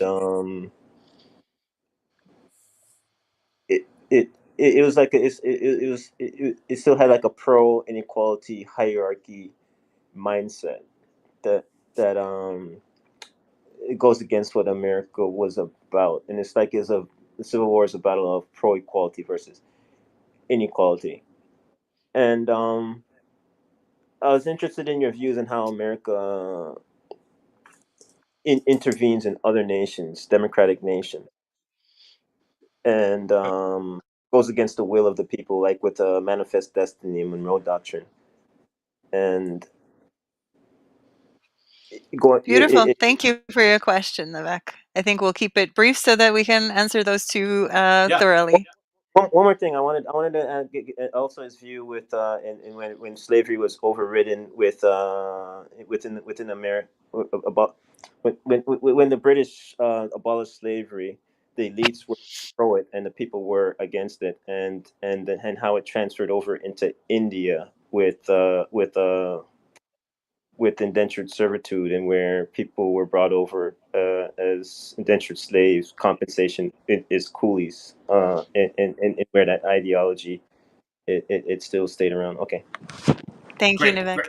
These are three super big questions, Nivek. So I'll just give like preliminary answers. As you know, clearly you've thought about these issues. There are like whole books written on each of these. So the first one, their imperial colonial mindset. There's no doubt there's an imperial colonial mindset. It's complex to understand what it is, but what it certainly involves was a presumption that settlers from Britain and many other settlers had coming to the United States, a good presumption, first of all, that people should be able to work the land and keep the fruits of their labor. This is John Locke's idea of right to property. But there was also a presumption that you could push people off the land who you didn't think were using the land appropriately. And so where historians, and this is not really my area, but historians who do research on this particular subject, and there are like hundreds of them, where they would talk about an imperial colonial mindset would be in the treatment of Native Americans, or in Australia, the treatment of Native peoples, or in South Africa, the treatment of Native peoples, all by British settlers. Now, of course, settlers from other societies did similar things, but a presumption that the land should be used by the most modern, sophisticated people, and that others should be pushed off the land. That is an imperial colonial mindset. Some would say we still have that today. Again, it's not my area of expertise, but some would say we still have that today in the ways in which we believe that we have the right to use land to build dams and other development projects, and force communities, sometimes old white communities, off that land so we can build a highway or so we can build a dam there or whatever it is along those lines. We're actually having a discussion about this on our podcast next week with an expert who talks very much about this, Erica Vasumek. She's a historian of exactly this issue. Now, in intervening in other nations, this is something I've written a lot about. The paradox of American foreign policy is I think our foreign policy has always presumed that building democracies overseas is better, but quite often we find ourselves on the side of the non-democratic actors, because they're the people who share our economic interests, or they're the people who go along with the political goals we have at this particular moment. Some of the worst examples of this include someone like Pinochet in Chile, who was responsible for killing thousands of his own citizens. And we were responsible for the coup that brought him to power. Or Suharto in Indonesia, who runs a dictatorial regime that overthrew a socialist popular government under Sukarno. And there are many other examples of this. I think American foreign policy has generally presumed that democracy is better, but that we have the right, because we're a democracy, to abandon those ideals when it serves our interests as well. And there's been this tension within our foreign policy between what we see as our economic interests and our strategic interests and our ideals. I think And there's too two very often, sides of manifest destiny. One is more about hegemonic dominance, and one's more democratic in the in both in two opposite sides yeah, of. I think that's right. And I think manifest destiny also provides a presumption that we know what democracy should mean. So we have not been open to other definitions of democracy, particularly socialist ones. So you could argue, this is what Iranians will always bring up, right, that Mossadegh, the somewhat popular elected leader of Iran in 1953, who we overthrew, we organized the coup to overthrow him, that he actually was instituting a more democratic regime. But what was he doing? He was nationalizing the oil, and he was creating a republic that looked a little more socialist. And you're right, our manifest destiny told us that we had the right to prevent that. So I think that's fair. I don't think it means Well, that we don't care about democracy. I read that Monroe Doctrine was actually a British idea given to Monroe by the Tories. So I can't remember who exactly, and they kind of like was given a pass to come down in the region. America was kind of torn on it because that's not what they're really about. They really America was torn in both sides. Like the one was like we're about freedom. That's why we're trying to start our own country. We're not about imposing dominance. I mean, that's kind of hypocritical of us. But another part was that empirical part where of manifest destiny, and where we should like have hegemonic dominance. And the thing about with the US, I think people conflict both sides. They see them as once, and they don't understand that there's kind of like two Americas in a way. And I think there's a conflation of the more democratic side of America with the empirical side of America. Yeah, I think that's fair. I think that's fair. What we've done in reality is often different from what we claim or wish we had done. Just on the Monroe Doctrine quickly, the Monroe Doctrine is 1821, written by John Quincy Adams, who was Secretary of State for James Monroe and put into James Monroe's State of the Union address in December of that year. To some extent, it was an idea from the British, but what the Monroe Doctrine was was an effort by Adams to support democratic revolutions in Colombia, in Uruguay, in where else at that time would have been? It's a little early for Argentina, I think, but basically be supporting revolutionary movements at that time in South America without the United States actually getting involved. And so it was to keep the British out, but it did also allow the British to continue to trade. And the British Navy enforced the Monroe Doctrine, but the United States did what it could to support what it thought were anti-colonial regimes. Don't you find it Okay. strange that allied with Cuba in its revolution, and then all of a sudden they ended up being against it? Yeah, so the early connection to Cuba, it's a complicated one because Cuba was part of the Spanish Empire. The United States was about Cuba leaving the Spanish Empire, but then we turned against some of the revolutionaries because we saw them as too radical. Jose Marti and then his successors in some ways. On your last point, I just wanted to get to that quickly. Slavery, British India. The British did outlaw slavery long before, about 50 years before the United States ended slavery. The British were ahead on this, but they were continuing to use coolie labor, as you said, and they, of course, continued to do that until 1947. One of the strongest arguments for independence in India that Gandhi made, as you probably know, was an argument against continued use of coolie labor and others, not just in India, but Indians being brought to Kenya and elsewhere for these purposes. So these were great questions. Thank you for these questions, Nivek. Yes, thank you, Nivek. I'm sorry, I just had to sort of clear out the queue so that we could continue on with more discussion. Jeremi, do you have a hard out at some point, or? On my end, it's 4:00. I don't know what time that is on yours. So I have 15 more minutes, if that works. Yeah, so I just wanted to get back, since it is January 6th, I wanted to discuss that a little more. So a little under a year ago, you wrote an article, which I've lost the title of, but you were talking about the way that there's this concept, among potentially the MAGA Republicans, that academia is completely captured by the left. And you talked about Hawley, Cotton, and Cruz, and the sort of like corporatist academic sphere as being actually quite not that. So can you talk about that? Yeah, well, sure. I mean, the first thing that has to be said is that among the leaders of the far right, there are more elite universities than there are on the far left. Just some of the names you gave us, right? Tom Cotton, senator from Arkansas, graduated from Harvard. Ted Cruz, everyone knows Ted Cruz, right? Graduated from Princeton and Harvard. Josh Hawley, who I know a little bit, senator from Missouri, one of the leaders of the effort to not certify the election, claimed he was standing up for the people, a Stanford and Yale graduate. And I could go on and on. The point I was making is that there's no evidence, first of all, that the academic world is producing what some people on the right claim, which is, I don't know, left-wing socialist Vladimir Marxists. Lenin. Mm-hmm. Yeah, Marxists. Mm-hmm. Just the opposite. And in fact, there are no Marxists in the academy left. This is So that's one point. But there's a deeper point, which is that universities are incredibly diverse places. And at any major university, whether we're talking about Yale or the University of Texas or whatever, you can find different groups. So yes, any major university, if you go to the anthropology department, they're likely to be a little left of center. That's what draws people to anthropology.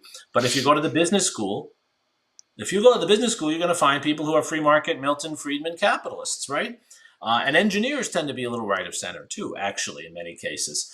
So you shouldn't judge a university by one area. People are drawn to certain areas of expertise because it feels politically appropriate to them, because they're drawn by their makeup. Business people are capitalists. They should be. Anthropologists are people who study culture and want to protect culture. They should be. That's what they do, right? And so I don't like this labeling. What I am concerned about are people on the right and also on the left, but I see this more on the right, though I don't think it's exclusively to the right, using education as a tool to simply promote themselves rather than make themselves and make society better. Education is a privilege. I feel that. I was a scholarship kid to to Stanford and to Yale. I couldn't afford to pay for anything when I went to those institutions, right? And I believed I was making my life better, but I wanted to be a better person, and I wanted to make society better. I was not going there just to get rich, and I was not going there so I could have power and tell other people what to do and pretend I was bonding with them when I wasn't. And so that's, we as educators, this is actually for us, this is my criticism of those in my profession. We better make sure that what we're doing is about ethics and integrity as much as it is about skills you can use to get ahead. And I fear too much of it is about skills you can use to get ahead, and then we're not doing our job. I have a question about that I have been dying to ask you. Of among your many roles, academia, writing, pedagogy, which draws you the most, and where do you feel the most active, if not activist? Like where do you really engage with, on that level? It's a great question. To me, they're actually kind of all integrated. My teaching influences my research. My research influences my teaching. But I will say, as much as I love the writing and the public speaking and doing the public intellectual work, I would never want to be without students, because students just keep us fresh. I love teaching. I like and hope that I'm helping the students just a little bit, making them just a little bit better, maybe teaching them to be better writers if they forget everything else. But actually, the real reason I love being around students is they ask the best questions.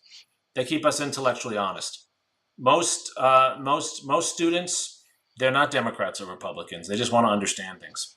And so many times I think it's the students who have pulled me back from crazy ways of thinking. And so I never want to be without students. It's a privilege to teach students. I teach a lot of them. I teach 200 every semester, and it's such a privilege. I really enjoyed my time in the academy, so I absolutely agree. Right, so the students and that dynamic.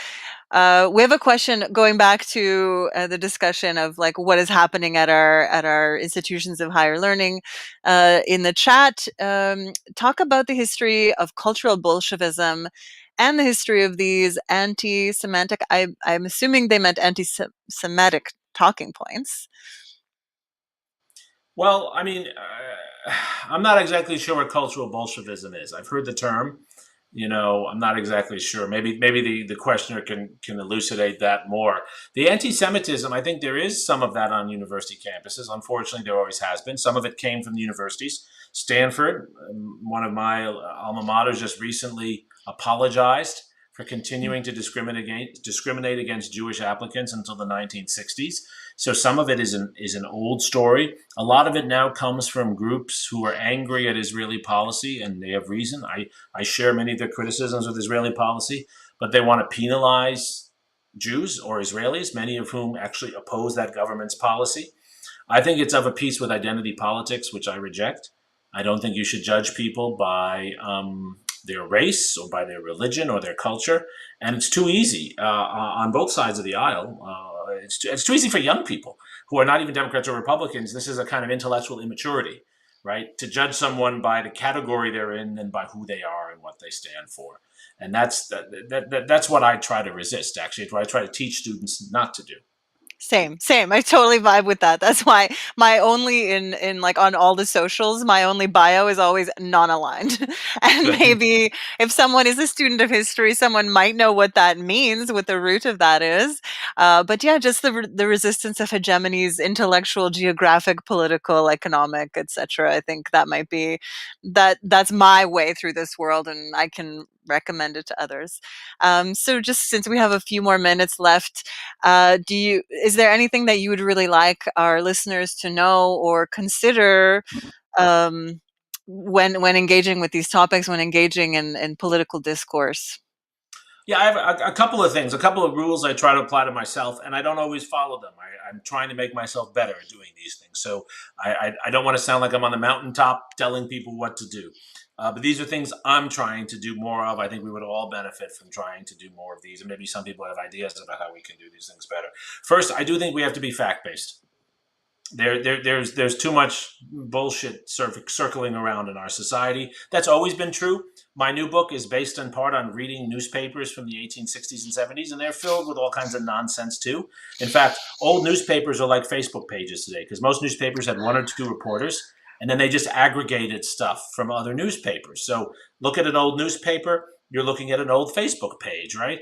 Um, but what's happened today, because of there's so much more social media and things of that sort, we can get surrounded by more and more non-fact based analysis. Learn, and most of your listeners, they're educated, they know how to do this. Go to the source, check your facts, especially when it's something you agree with, because we all have cognitive biases. We're all more likely to think something is true when we agree with it, right? When people tell me nice things about my children, I think, wow, that person's really smart, right? Because they've said nice things about my children, right? So we all have to force ourselves to bullshit less and base what we say on fact and admit when we don't know something. So that's, and I try to do that myself. Second thing, I do think we all need to listen more, and it's a tough thing for me to say when I've just been talking for 2 hours, right? But we all do need to listen more. I applaud what you do here, Masha, in getting people to have conversations and listen. A conversation is not debate. I used to be a debater. I think there's a place for debate, but I think we have too much debate in our society, too little conversation. So instead of listening a little bit and then trying to come up with your response before you've listened, really try to listen, really turn things up. I've tried to actually do that by going away from politics. It's hard. It's very hard for me to listen to some of the people I really dislike on the other side. I'll admit it. I wish I could do that better. I have trouble. I have trouble watching Fox News. It just angers me. I'll admit it. And I'm sure there's some people listening who get angered when they watch CNN or whatever, right? So I have trouble listening to the other side. So how do I try to broaden my mind? Sometimes to get away from politics of today and read other points of view from other periods, to try to broaden my mind, to try to think about issues differently. We all have to listen more and listen more to different points of view, as hard as that is. And then the third thing I'd say, what I would close on is, I think it's really important that we all get involved. I understand where Hakeem is coming from, feeling that it's a shit show and it's hard to make a difference and it's ugly. You know, whoever you think the bad guys are, they want you not to be involved. They want you to be despondent. I think we have to all find ways to get involved, and I applaud again, Masha, your organization, your project for doing that. Find a way to get involved and make a little difference in one little place. First of all, as you said, Masha, so well, it feels good, but also it actually matters. It actually matters. My wife was not really someone involved in politics, and she got involved in trying to design and fund better parks in Austin. And she got into politics through that because she Wonderful. made a difference. The park I'm looking at through my window now, 2 blocks from our house. It's a beautiful park. It's so much better because of my wife's efforts. How many kids use that every day? You know, get involved, make a difference. That's a big deal. I agree, and it gives you a sense of ownership too, and so you're going to care. You're going to continue to be involved and treat all of those spaces well. So yeah, thank you so much for joining us, and I really appreciate. I have a headache from nodding too much. I was really hoping to disagree with you on something. Maybe if we'd gotten into Kissinger, but maybe we didn't have time. Maybe next time. Maybe there's always disagreement about Kissinger, right? Oh, absolutely, especially now with Ukraine and Russia, like there's lots to talk about. I hope that that you'll join us again sometime soon, and thank you so much for your time and your wonderful responses. And My pleasure. Thank you for having me, and thank you to all the listeners and everyone for being a part of the discussion. Thank you so much. thank you. So to whoever's remaining in the room, I'm going to give everyone one last opportunity to potentially call in and tell me I'm full of it or whatever. If there's something that we want to discuss, I have about another half an hour at most. If people would like to make some final statements or comments or questions, I'm open to that. All right, we have Jim. Go ahead, Jim. you're full of shit. So I just want you to know that. How? See, your eyes are brown, so your shit meter is full. Oh my. This is very mean, like the fact that we know each other this is very cruel. This is unforgivable. You will be punished. Darn. That you're speaking to me this way. Oh man. Well, good job, Jay. Though, in all seriousness. Thank you. I appreciate that. Preparing for this was, wow. But still, there's lots more to get into. Look at just one page of my notes. Like I have so many notes and so many things that we could have got into. What did you think about? I didn't want to relitigate some of those things, but given that it's January 6th, maybe I should have given more space to that discussion. What are your thoughts on that? My thoughts for the January 6th discussion. I personally, I really don't have an appetite for it. No, just the fact that I wasn't maybe giving the space, to an earlier caller to maybe to have a more fulsome discussion about voting and some of the specifics. Well, I think the question would be: are you talking about Jeremy's books in his work, or are you talking about January 6th? And well, I think it was a perfect guest to have. Right. Yeah. Right. Agreed. Do you want to come up? I'm going to invite you up to the speaker panel. Sure. And we can also talk with Don. Hey, Donnie Don. Here, Don, I've also invited you to speakers, I believe. Hey, we're here. Hello. I have to say that I love your bear or couch or whatever is behind you. I think it looks like a big bear. My throne. Also, James, it's nice to see you. James and I go way back, like 3 years back at this point. Yeah, we go way too far back, man. We've been playing this game too long. Yeah. Hang on, I gotta get my camera set up now. But I do yes, think that join me on camera. I think you did a phenomenal job, Masha. Actually, I think the interview was great. Thank you. It was actually riveting. I couldn't stop listening as much as I have shit I need to do, which was really exciting for me. I really appreciate that, Don. Thank you.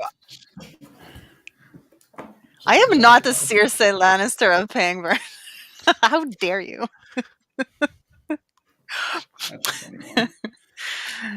Yeah, join me on video and we'll the red woman. Oh, yoy. You're all provoking me now. This is what's happening. I'm not here for it. Have any of you read Jeremy's books? I read his Kissinger book when it came out, 12, 15 years ago. Anyone else read him at all? Which Kissinger? Wait, you said Kissinger?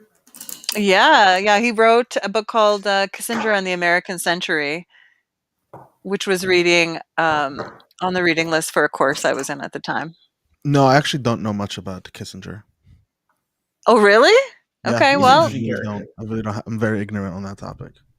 Okay, that'll be, that would have been where I would have wanted to maybe be a little spicier because, again, I have had an interview where I'm just nodding too much. It's very annoying. We need to start being a little more confrontational. Even him and I. I'm sorry. Go ahead, Don. No, it's fine. I filled in the word that Masha was missing.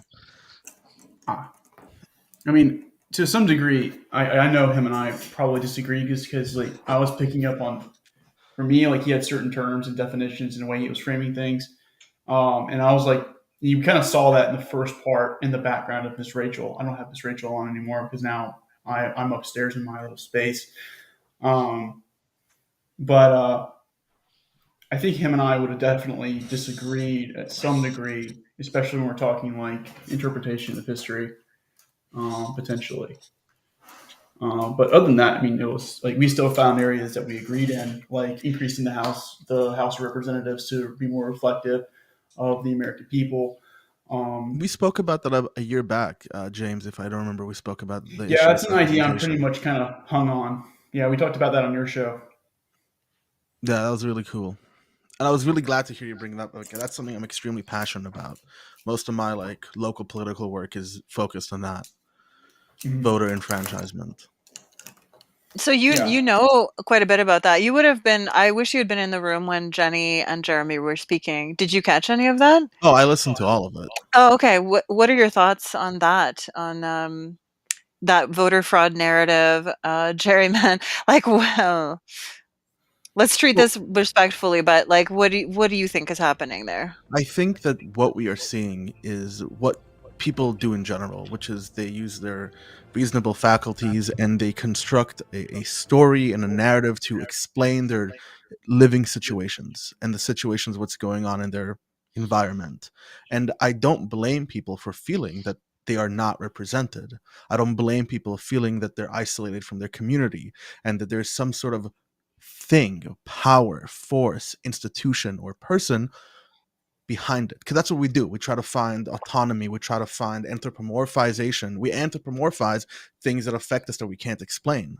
And these things are systemic. These are things that from a decision made 100 years ago but not increasing the size of the House of Representative affects us today in such a way. And people aren't, when you don't have the concepts or the scope to like you weren't educated in this, it seems like you have no power.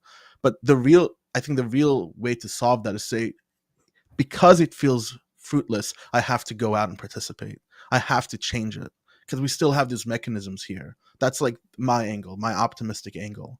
We have to go and change it because right now we still have the ability to do so without a gun. That's kind of like my idea of it. Yeah, I have to agree. I mean, it's very frightening for me. The idea that civil war could be real. Like, could be a hot war in anywhere in North America. Actually, it's just completely bizarre. Don't you think? I mean, yeah, especially with what's happening with the Speaker of the House. Last time this happened was before the Civil War, right? So at this scale. So that's a Yeah. bit spooky. And then before that was 1923, before the Great Depression, before World War II. So we're seeing these trends repeating themselves, like the rise of anti-Semitism, the resurgence of ultra Hmm. right-wing nationalist parties, and not just in the United States, but the Golden Dawn in Hmm. Greece and throughout China and even in Japan. We're seeing the same type of global rise of um, ethnocentric politics that we Oh saw yeah, in I World think War that's a II. very good way to describe that. Yeah, because those are the like really are ethno states, right? And like organizing oneself along those lines. Um, it's- wow, like the where that leads is straight to hell. Like I can't like I mean, and that's not even an overstatement, you know? This is what I really liked about Jeremy as is the historical lens that he brought to the discussion and his ability to express it. I feel like most people, I mean, he's a professor of history. I'm sure he's good at explaining the historical narrative and how that can lead us to conclusion about what's happening today. And I thought that was very good. That's what I really enjoyed about it. Yeah. Did you, Dana, do you have history background academically? No, my academics is psychology and Uh-huh. philosophy, but my good Well, friends of mine are, philosophy. yeah, are all like political science students, and I learned a lot of history from them, and I got very interested in history. Mhm. Um, because I recognize like halfway through my philosophy like studies is that I'm just studying history at this point. I have yet even begun to actually do philosophy. All I have been studying is the way in which people thought about things. I have not yet begun to even think. And then I recognize within myself, well, how am I supposed to know how to act in a political environment if I have yet to even actually learn the history of politics, what it means to be a political agent? So that's kind of why I got really invested in history. Wow, you take your responsibilities of citizenship very seriously, hey?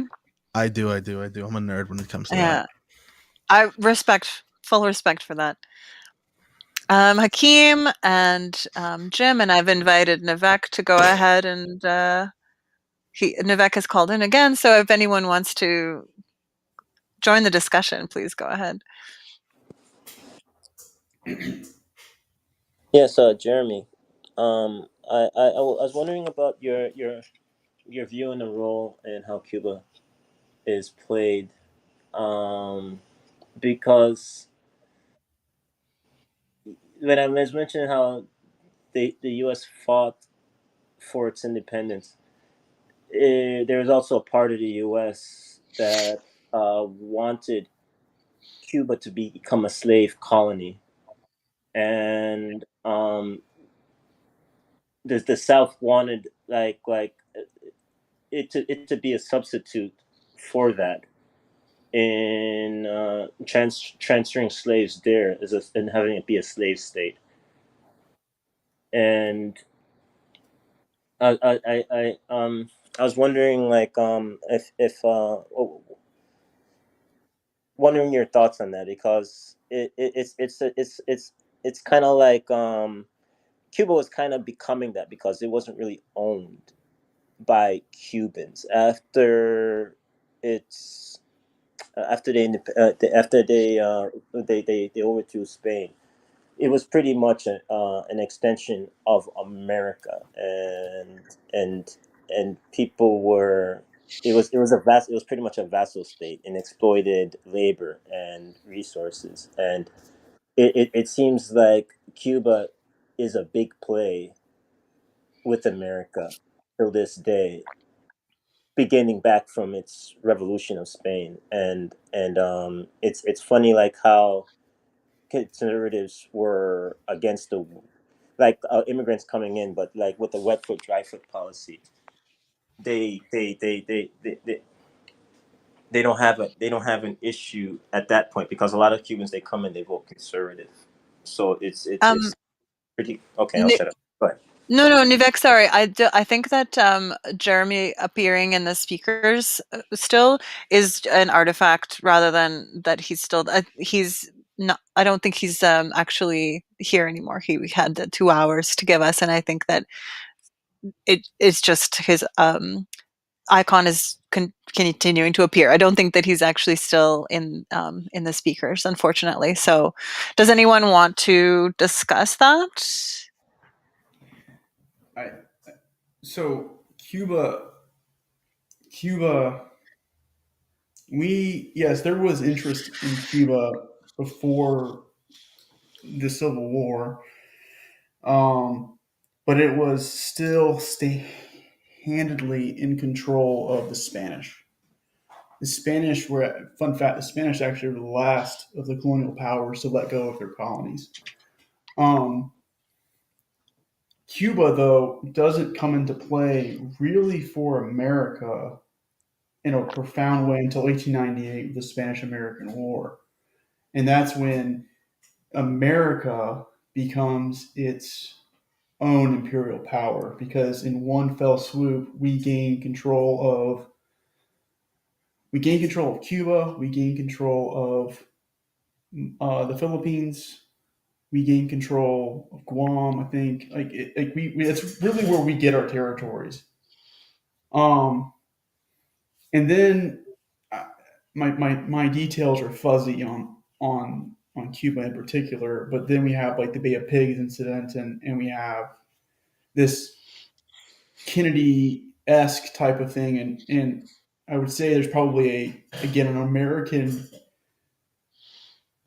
like business profit motive to try and recapture Cuba, or at least influence it drastically in order to have American businesses operate out of there.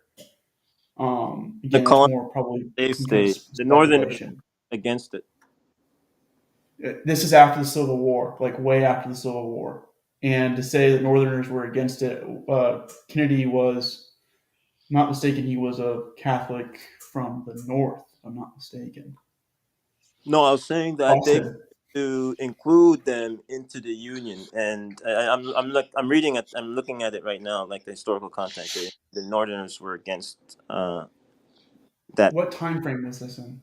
What Uh, time frame? 1854. Okay. I mean, it doesn't surprise me, but again, like it was still firmly in the hands of the Spanish at the time. I believe there was no Cuban independence at that time. I just really want to get Jeremy's view on the role Cuba plays throughout American history from the past up till now. But I was talking to myself. Well, you were speaking to all of us, which is fine. I think that it's an interesting thesis. Yeah. I What do mean, you think it's that? played because of Monroe Doctrine. It's played because of that. Like, I mean, because of Americans wanting to control, influence, whatever word we want to use, the Southern Hemisphere. Like in South America, South and Central America. Like it's directly linked to the Monroe Doctrine. Yeah, but it's kind of hypocritical about being independent. Wanting your independence as a nation and then wanting to bag another country.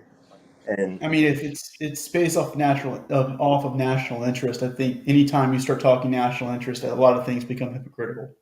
yeah, I can see the conflict there. You don't want Including any of Haiti. out. Like, there's also the political will to make an example of certain um, external states and certain places where significant movements have arisen, or where, right, like Haiti's the site of the end of the colonial era, and it's The in my first view, place it's their freedom still being punished.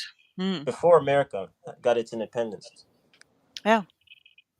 and they some Haitians came to fight with Americans for their revolution. It's funny that it didn't back Haiti afterwards though. I mean, you think that they would identify with the whole fighting for independence thing? Well, keep in mind too that America was still very useful in the time that America was formed. Right, we went through, let's say, around 1782, the fighting kind of stops, and we adopt the Articles of Confederation. I know my dates are fuzzy, but that's okay. We do the Articles of Confederation, and it's not until 1789 where we start to go into the Constitution, and that we have that ratified. Um, and additionally, we're a rather weak nation. I mean, we really don't fight our next war until we are invaded in 1812. Um, the the next, I mean, there's a few rebellions and there's some Native American conflicts, of course, naturally so. But typically speaking, America was not in a position to project power forward at all. Like we weren't in a position. I think we sent in, what was it, 1800, like, I mean, early 1800s. This is the Marines, so the Marines can have fun with this, but they, like, really, that was the best example of force projection that we could have as a nation, is to send 3 ships full of Marines to Tripoli. So it's not a matter of, because the French Revolution occurred, um, and the French wanted us to get involved with their revolution, but we said no. I mean, we were very hands offish because we were still struggling as our own in our own right.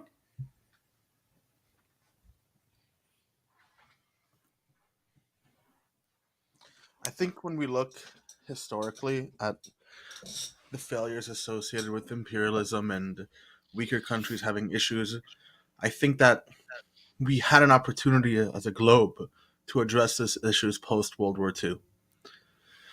And the UN, NATO, all of these projects have seemed to be pushed to the side in the 60s, 70s, 80s, and 90s, and kind of just disregarded as unhelpful or not worth pursuing. And I think we're seeing the ramifications of that today globally. I think that comes from, coming from international development, the Bretton Woods institutions are widely understood to be a civilizing project for the world, right? That led by Western hegemonies, and so in their inception lies the seed of their undoing, right? Like, that is an imperialist project, as is much of modern day, like that NGO industrial complex, international development. These are all like imperialist projects. So like Jeremy was talking about some of these institutions being the sort, like kind of like the form constrains the shape of what's in it, right? So if Exactly. yeah, so I think that I don't know what the solution there is. Like, do we break that whole mold and begin over? Do like, like, where's the solution? Just this sort of like pro-social populism, in the sense of that like patriotic service buys you an opportunity to participate democratically as a full citizen. Like, how do we make people how do we encourage people to value uh, their citizenship and the rights and responsibilities of that? And how do we bring people in to the tent, right? Macro wise, I actually have no idea, and every time I'm asked this question, I kind of feel stumped. Yeah. But I think that the only answer that I can offer is from a micro perspective, a personal perspective. Hmm. And that is one where we take the initiative to begin exercising that democracy in our social circles. Whether it be, and now I'm pushing like my socialist ideas of like, whether it be in the workplace, whether it be in your housing development, these are the area we have to start exercising it. And I think a failure of the American school system, the one that I went through half of my life, because I also went through the Israeli one, but is the lack of ability to affect, change, and be a part of your environment in high school. You are kind of like a prisoner walking from classroom to classroom with an authority who dictates everything you do, from where your locker is, to what you eat for lunch, to whether or not you can go out with your friends, to who we play against in the football team, or what songs are going to be in the pep rally. These specific things strip away our civic participation because we learn that we don't have it when we're 12, 11, 13, 14, 15, 16, and then we enter the workforce as adults with out of learning how to socially participate. Then I like what you said and how people communicate. They should get together within their local area and communicating with each other and do things in planning to influence things from the grassroots, and not only just in your area but in interact with other areas that are doing the same, that are of like mind as well. Yeah, I would agree. Well, I do have to run. I have Shabbat dinner to get to, but it's been great, everyone, and I'll hopefully Thank you speak to so you guys much. soon. Speak to you soon. Yeah, I think that's a I think, perfect I note think to end on, worldwide. actually. So I'm going to end the room. Thank you all for participating and showing up today. I really, really appreciate it. Very soon we'll have more wonderful conversations, and on the 11th I'll be speaking to another amazing guest, and Don and I have a debate coming up, so you'll get to hear us disagree on something. So please continue to follow the Pangburn Hangout and join us again really soon. Thank you. Bye bye.